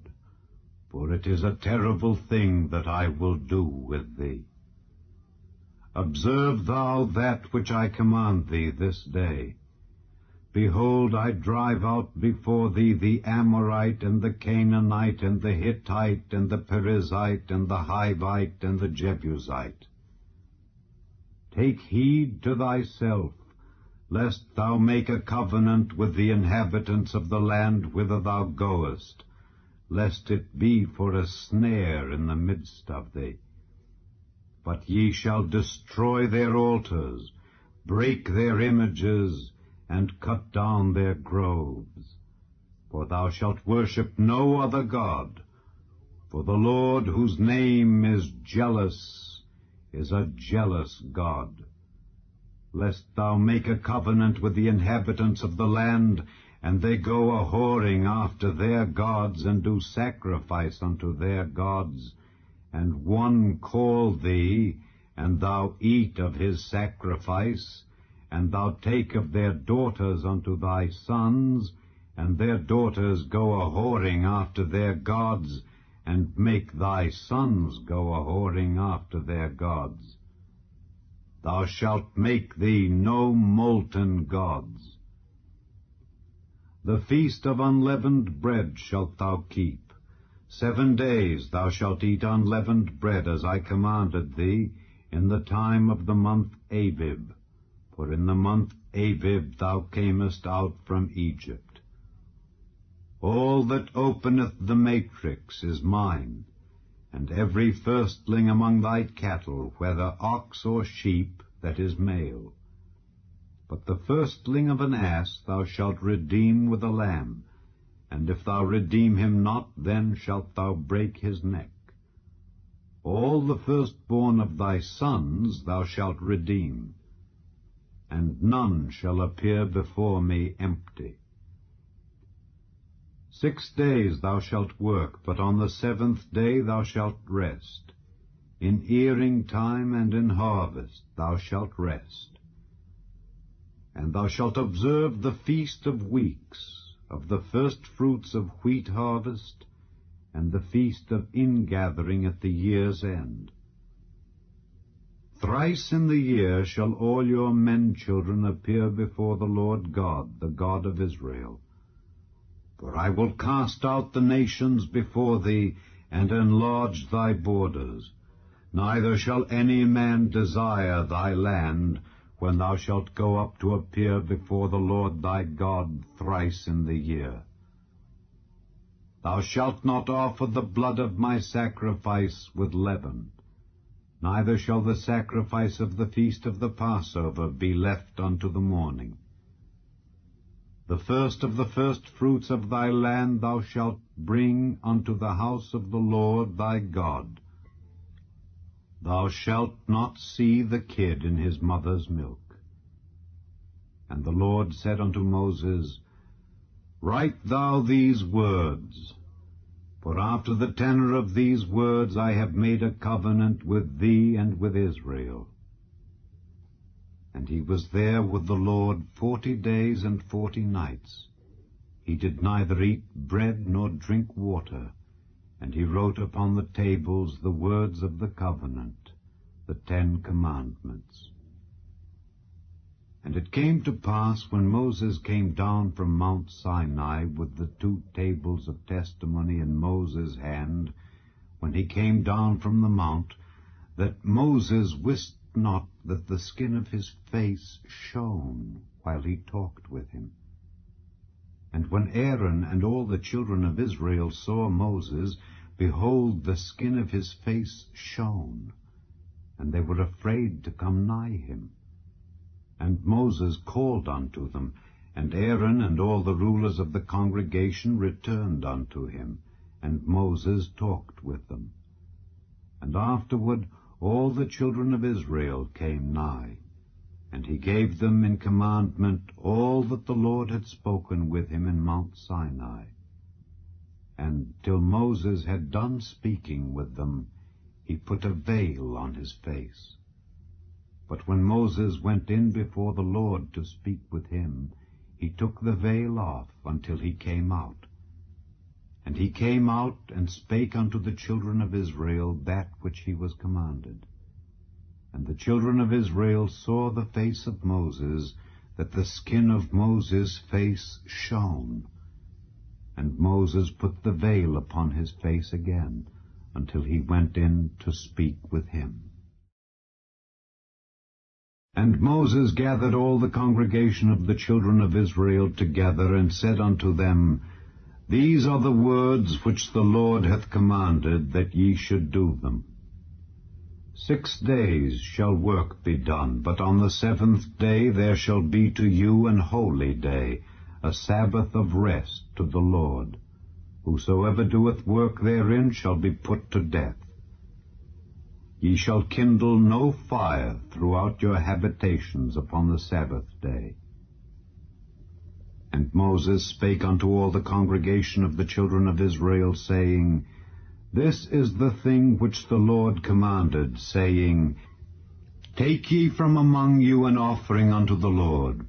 Whosoever is of a willing heart, let him bring it, an offering of the Lord, gold and silver and brass and blue and purple and scarlet and fine linen and goat's hair, and ram's skins dyed red and badger skins and shittim wood, and oil for the light, and spices for anointing oil and for the sweet incense, and onyx stones, and stones to be set for the ephod and for the breastplate.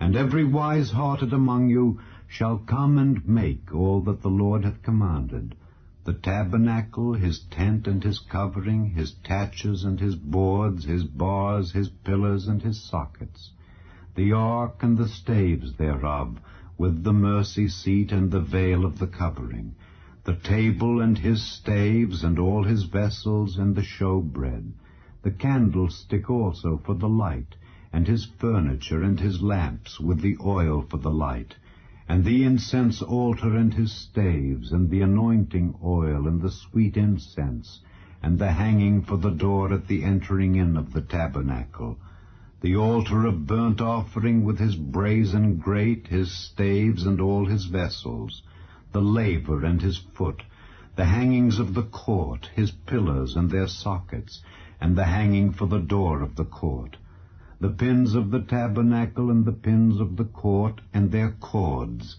the cloths of service to do service in the holy place, the holy garments for Aaron the priest, and the garments of his sons to minister in the priest's office. And all the congregation of the children of Israel departed from the presence of Moses. And they came, every one whose heart stirred him up, and every one whom his spirit made willing, and they brought the Lord's offering to the work of the tabernacle of the congregation, and for all his service, and for the holy garments. And they came, both men and women, as many as were willing-hearted, and brought bracelets, and earrings, and rings, and tablets, all jewels of gold. And every man that offered an offering of gold unto the Lord. And every man with whom was found blue and purple and scarlet and fine linen and goats' hair and red skins of rams and badgers' skins brought them. Every one that did offer an offering of silver and brass brought the Lord's offering. And every man with whom was found shittim wood for any work of the service brought it.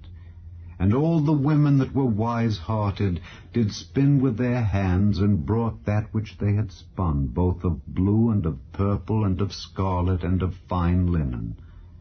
And all the women whose hearts stirred them up in wisdom spun goat's hair.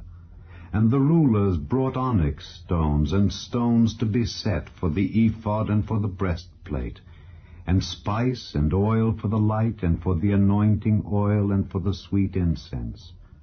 The children of Israel brought a willing offering unto the Lord, every man and woman, whose heart made them willing to bring for all manner of work, which the Lord had commanded to be made by the hand of Moses.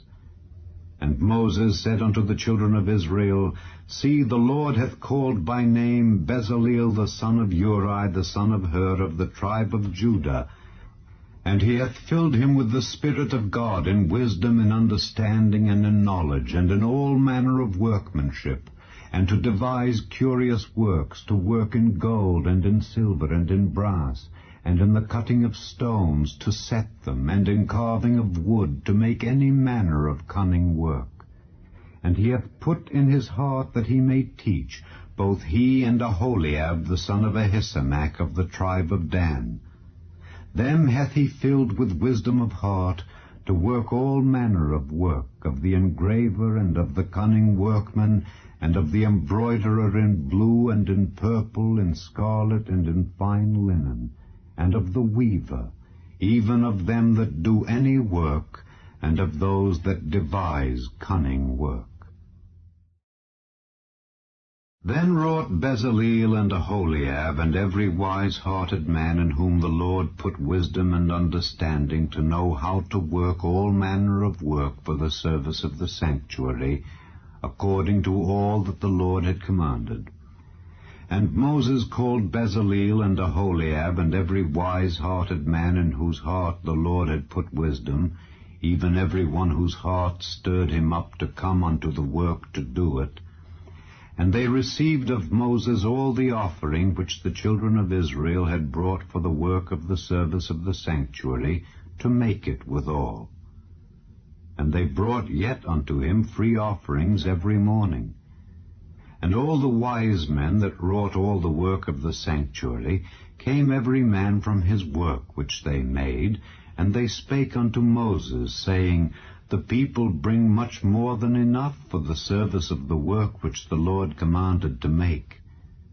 And Moses gave commandment, and they caused it to be proclaimed throughout the camp, saying, Let neither man nor woman make any more work for the offering of the sanctuary. So the people were restrained from bringing, for the stuff they had was sufficient for all the work to make it, and too much. And every wise-hearted man among them that wrought the work of the tabernacle made 10 curtains of fine twined linen, and blue, and purple, and scarlet. With cherubims of cunning work made he them. The length of one curtain was 28 cubits, and the breadth of one curtain 4 cubits. The curtains were all of one size. And he coupled the 5 curtains one unto another, and the other 5 curtains he coupled one unto another. And he made loops of blue on the edge of one curtain from the selvage in the coupling.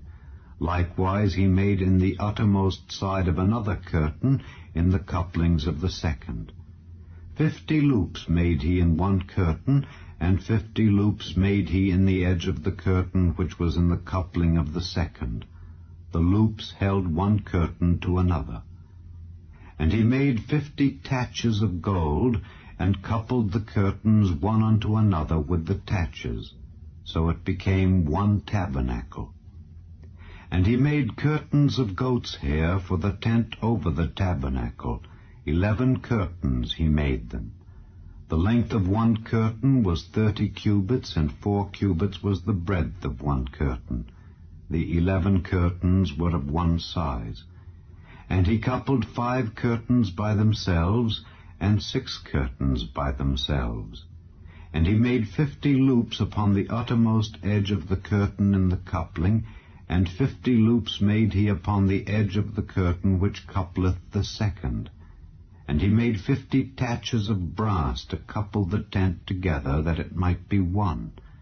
And he made a covering for the tent of rams' skins dyed red, and a covering of badger skins above that. And he made boards for the tabernacle of shittim wood standing up. The length of a board was 10 cubits, and the breadth of a board 1 cubit and a half. One board had 2 tenons, equally distant one from another. Thus did he make for all the boards of the tabernacle. And he made boards for the tabernacle, 20 boards for the south side southward, and 40 sockets of silver he made under the 20 boards, 2 sockets under one board for his 2 tenons, and 2 sockets under another board for his 2 tenons. And for the other side of the tabernacle, which is toward the north corner, he made 20 boards, and there 40 sockets of silver, 2 sockets under one board, and 2 sockets under another board. And for the sides of the tabernacle westward he made 6 boards, and 2 boards made he for the corners of the tabernacle in the 2 sides. And they were coupled beneath, and coupled together at the head thereof to one ring. Thus he did to both of them in both the corners. And there were 8 boards, and their sockets were 16 sockets of silver, under every board 2 sockets. And he made bars of shittim wood, 5 for the boards of the one side of the tabernacle, and 5 bars for the boards of the other side of the tabernacle, and 5 bars for the boards of the tabernacle for the sides westward. And he made the middle bar to shoot through the boards from the one end to the other. And he overlaid the boards with gold, and made their rings of gold to be places for the bars, and overlaid the bars with gold. And he made a veil of blue and purple and scarlet and fine twined linen. With cherubims made he it of cunning work. And he made thereunto 4 pillars of shittim wood, and overlaid them with gold. Their hooks were of gold, and he cast for them 4 sockets of silver. And he made an hanging for the tabernacle door of blue and purple and scarlet and fine twined linen, of needlework, and the 5 pillars of it with their hooks. And he overlaid their chapiters and their fillets with gold, but their 5 sockets were of brass. And Bezaleel made the ark of shittim wood. 2 cubits and a half was the length of it, and 1 cubit and a half the breadth of it, and 1 cubit and a half the height of it. And he overlaid it with pure gold within and without, and made a crown of gold to it round about. And he cast for it 4 rings of gold to be set by the 4 corners of it, even 2 rings upon the one side of it, and 2 rings upon the other side of it. And he made staves of shittim wood, and overlaid them with gold. And he put the staves into the rings by the sides of the ark, to bear the ark. And he made the mercy seat of pure gold. 2 cubits and a half was the length thereof, and 1 cubit and a half the breadth thereof. And he made 2 cherubims of gold, beaten out of one piece made he them, on the 2 ends of the mercy seat, 1 cherub on the end on this side, and another cherub on the other end on that side. Out of the mercy seat made he the cherubims on the 2 ends thereof. And the cherubims spread out their wings on high, and covered with their wings over the mercy seat, with their faces one to another. Even to the mercy seatward were the faces of the cherubims. And he made the table of shittim wood. 2 cubits was the length thereof, and 1 cubit the breadth thereof, and 1 cubit and a half the height thereof. And he overlaid it with pure gold, and made thereunto a crown of gold round about. Also he made thereunto a border of an handbreadth round about, and made a crown of gold for the border thereof round about. And he cast for it 4 rings of gold, and put the rings upon the 4 corners that were in the 4 feet thereof. Over against the border were the rings, the places for the staves to bear the table. And he made the staves of shittim wood, and overlaid them with gold to bear the table. And he made the vessels which were upon the table, his dishes and his spoons and his bowls and his covers to cover withal, of pure gold. And he made the candlestick of pure gold. Of beaten work made he the candlestick. His shaft and his branch, his bowls, his knops, and his flowers were of the same. And 6 branches going out of the sides thereof, 3 branches of the candlestick out of the one side thereof, and 3 branches of the candlestick out of the other side thereof. 3 bowls made after the fashion of almonds in one branch, a knop and a flower, and 3 bowls made like almonds in another branch, a knop and a flower. So throughout the 6 branches going out of the candlestick. And in the candlestick were 4 bowls made like almonds, his knops and his flowers, and a knop under 2 branches of the same, and a knop under 2 branches of the same, and a knop under 2 branches of the same, according to the 6 branches going out of it. Their knops and their branches were of the same. All of it was one beaten work of pure gold. And he made his 7 lamps, and his snuffers, and his snuff dishes of pure gold. Of a talent of pure gold made he it, and all the vessels thereof. And he made the incense altar of shittim wood. The length of it was a cubit, and the breadth of it a cubit. It was 4 square, and 2 cubits was the height of it. The horns thereof were of the same. And he overlaid it with pure gold, both the top of it and the sides thereof round about, and the horns of it. Also he made unto it a crown of gold round about. And he made 2 rings of gold for it under the crown thereof, by the 2 corners of it, upon the 2 sides thereof, to be places for the staves to bear it withal. And he made the staves of shittim wood, and overlaid them with gold. And he made the holy anointing oil, and the pure incense of sweet spices, according to the work of the apothecary. And he made the altar of burnt offering of shittim wood. 5 cubits was the length thereof, and 5 cubits the breadth thereof.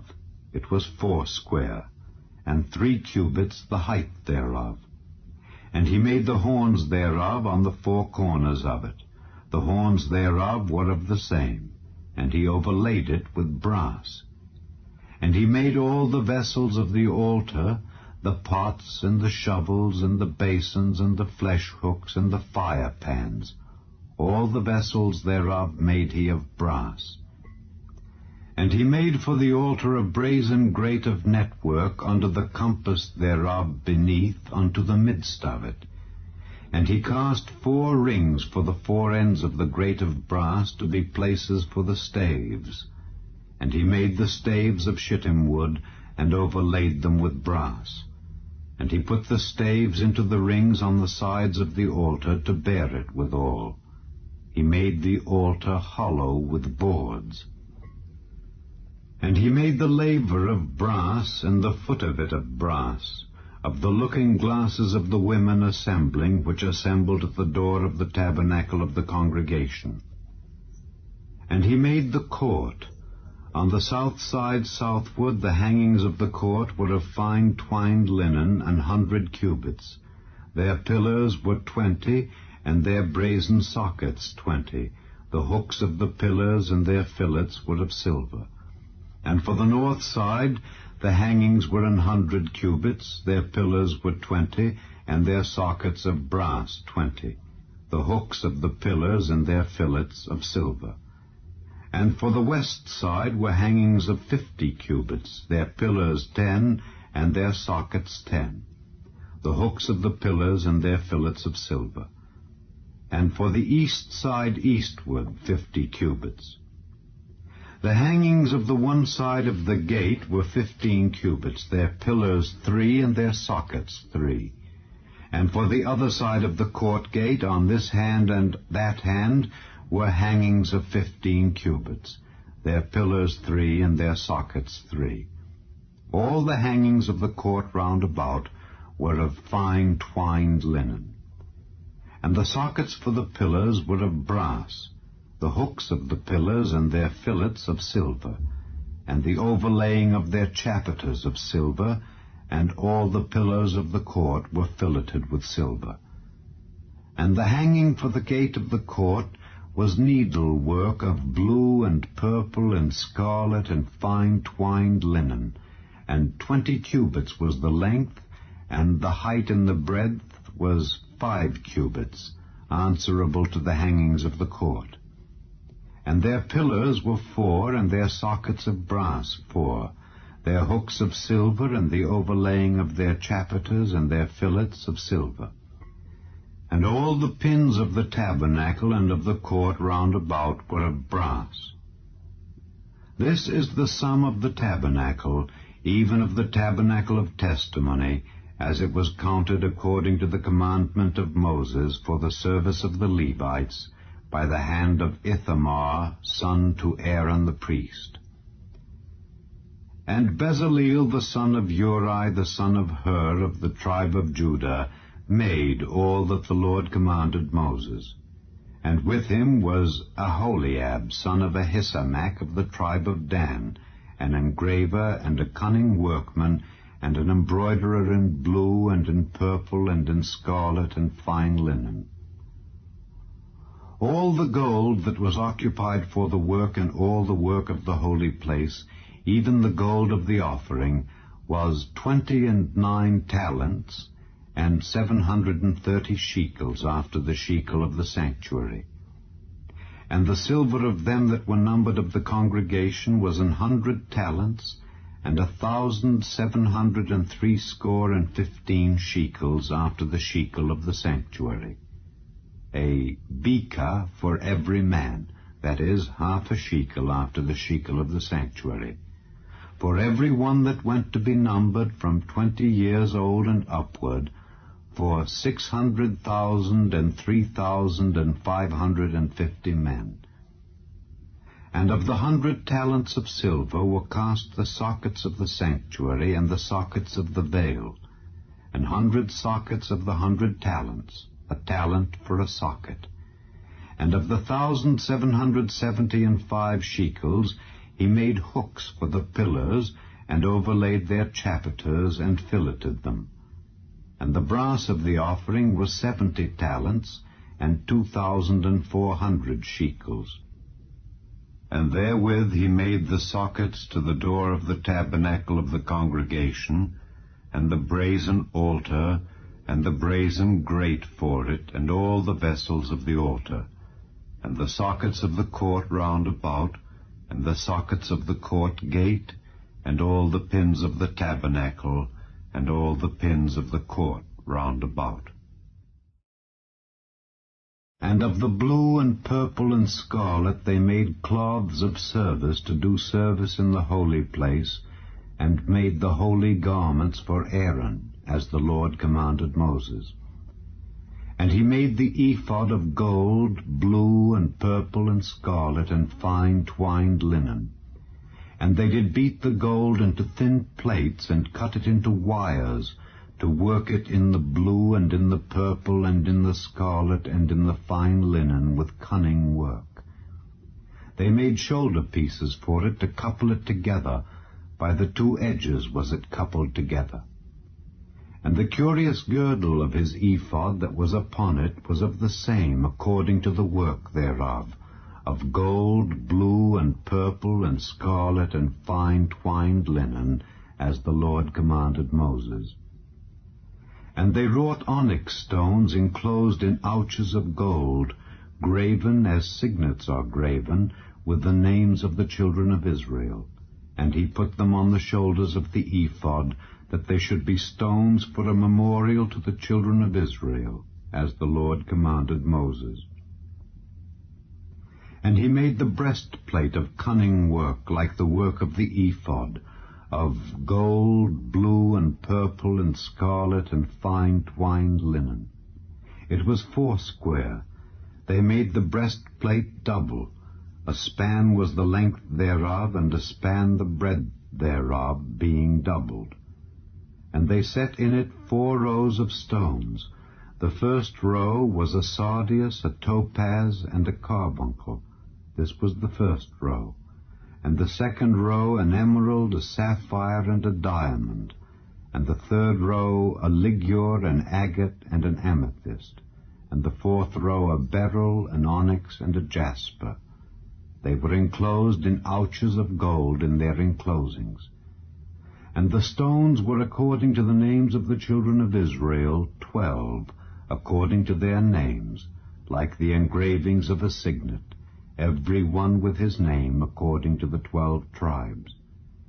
And they made upon the breastplate chains at the ends of wreathen work of pure gold. And they made 2 ouches of gold and 2 gold rings, and put the 2 rings in the 2 ends of the breastplate.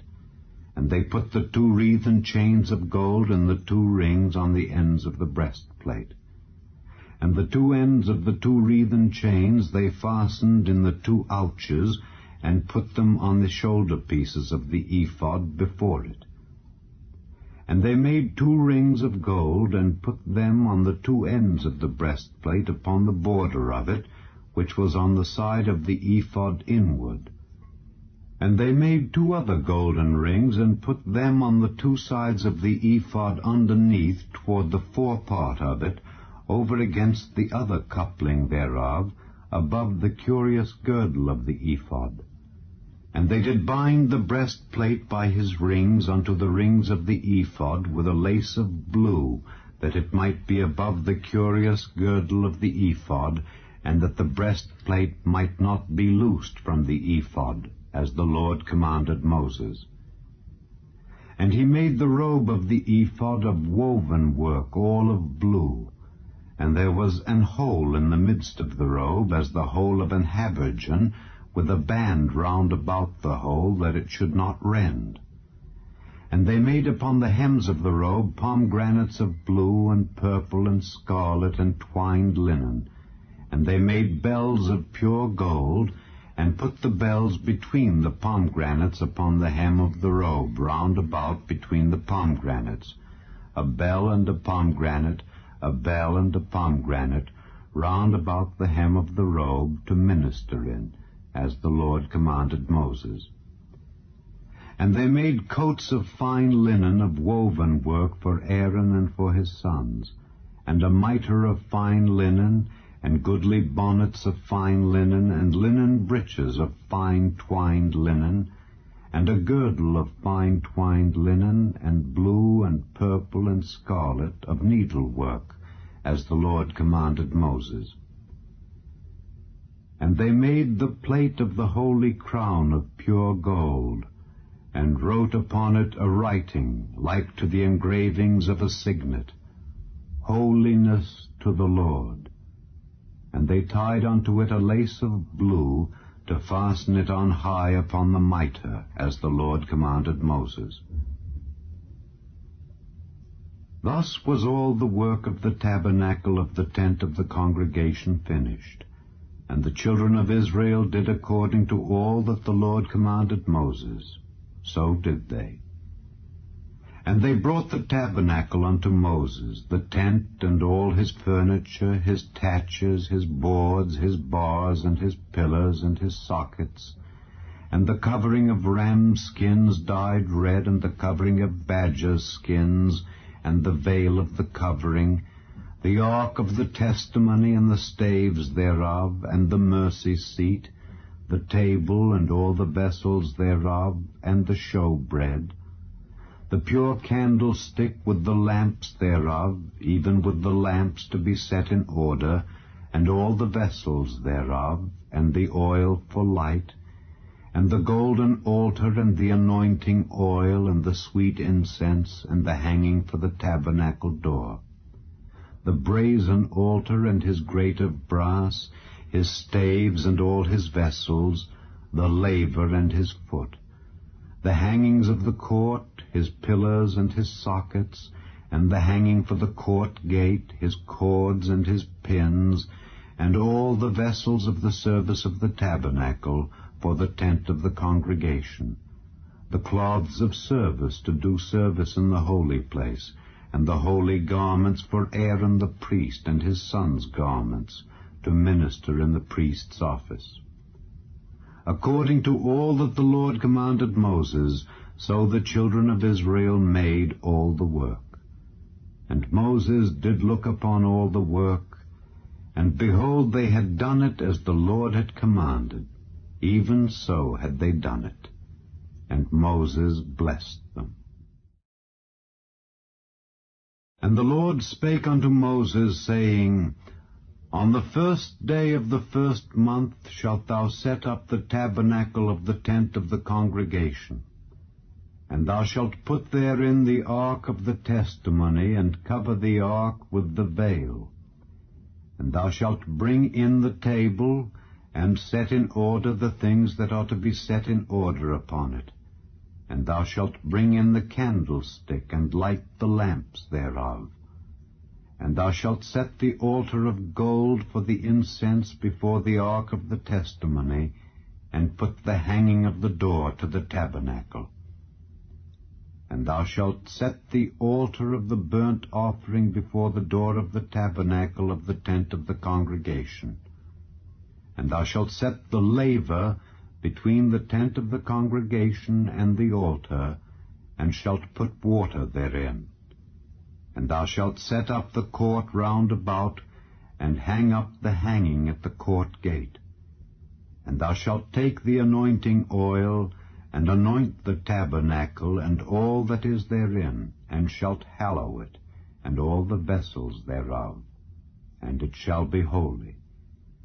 And thou shalt anoint the altar of the burnt offering, and all his vessels, and sanctify the altar, and it shall be an altar most holy. And thou shalt anoint the laver and his foot, and sanctify it. And thou shalt bring Aaron and his sons unto the door of the tabernacle of the congregation, and wash them with water. And thou shalt put upon Aaron the holy garments, and anoint him, and sanctify him, that he may minister unto me in the priest's office. And thou shalt bring his sons, and clothe them with coats. And thou shalt anoint them as thou didst anoint their father, that they may minister unto me in the priest's office. For their anointing shall surely be an everlasting priesthood throughout their generations. Thus did Moses. According to all that the Lord commanded him, so did he. And it came to pass in the first month, in the second year, on the first day of the month, that the tabernacle was reared up. And Moses reared up the tabernacle, and fastened his sockets, and set up the boards thereof, and put in the bars thereof, and reared up his pillars. And he spread abroad the tent over the tabernacle, and put the covering of the tent above upon it, as the Lord commanded Moses. And he took and put the testimony into the ark, and set the staves on the ark, and put the mercy seat above upon the ark. And he brought the ark into the tabernacle, and set up the veil of the covering, and covered the ark of the testimony, as the Lord commanded Moses. And he put the table in the tent of the congregation upon the side of the tabernacle northward, without the veil. And he set the bread in order upon it before the Lord, as the Lord had commanded Moses. And he put the candlestick in the tent of the congregation over against the table on the side of the tabernacle southward, And he lighted the lamps before the Lord, as the Lord commanded Moses. And he put the golden altar in the tent of the congregation before the veil, and he burnt sweet incense thereon, as the Lord commanded Moses. And he set up the hanging at the door of the tabernacle, and he put the altar of burnt offering by the door of the tabernacle of the tent of the congregation, and offered upon it the burnt offering and the meat offering, as the Lord commanded Moses. And he set the laver between the tent of the congregation and the altar, and put water there to wash withal. And Moses and Aaron and his sons washed their hands and their feet thereat, when they went into the tent of the congregation, and when they came near unto the altar, they washed, as the Lord commanded Moses. And he reared up the court round about the tabernacle and the altar, and set up the hanging of the court gate.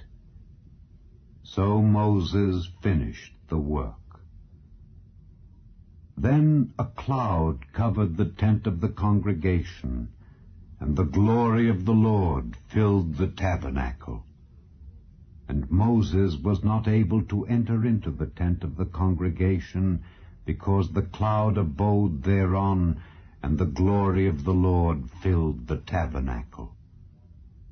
And when the cloud was taken up from over the tabernacle, the children of Israel went onward in all their journeys. But if the cloud were not taken up, then they journeyed not till the day that it was taken up. For the cloud of the Lord was upon the tabernacle by day, and fire was on it by night, in the sight of all the house of Israel, throughout all their journeys.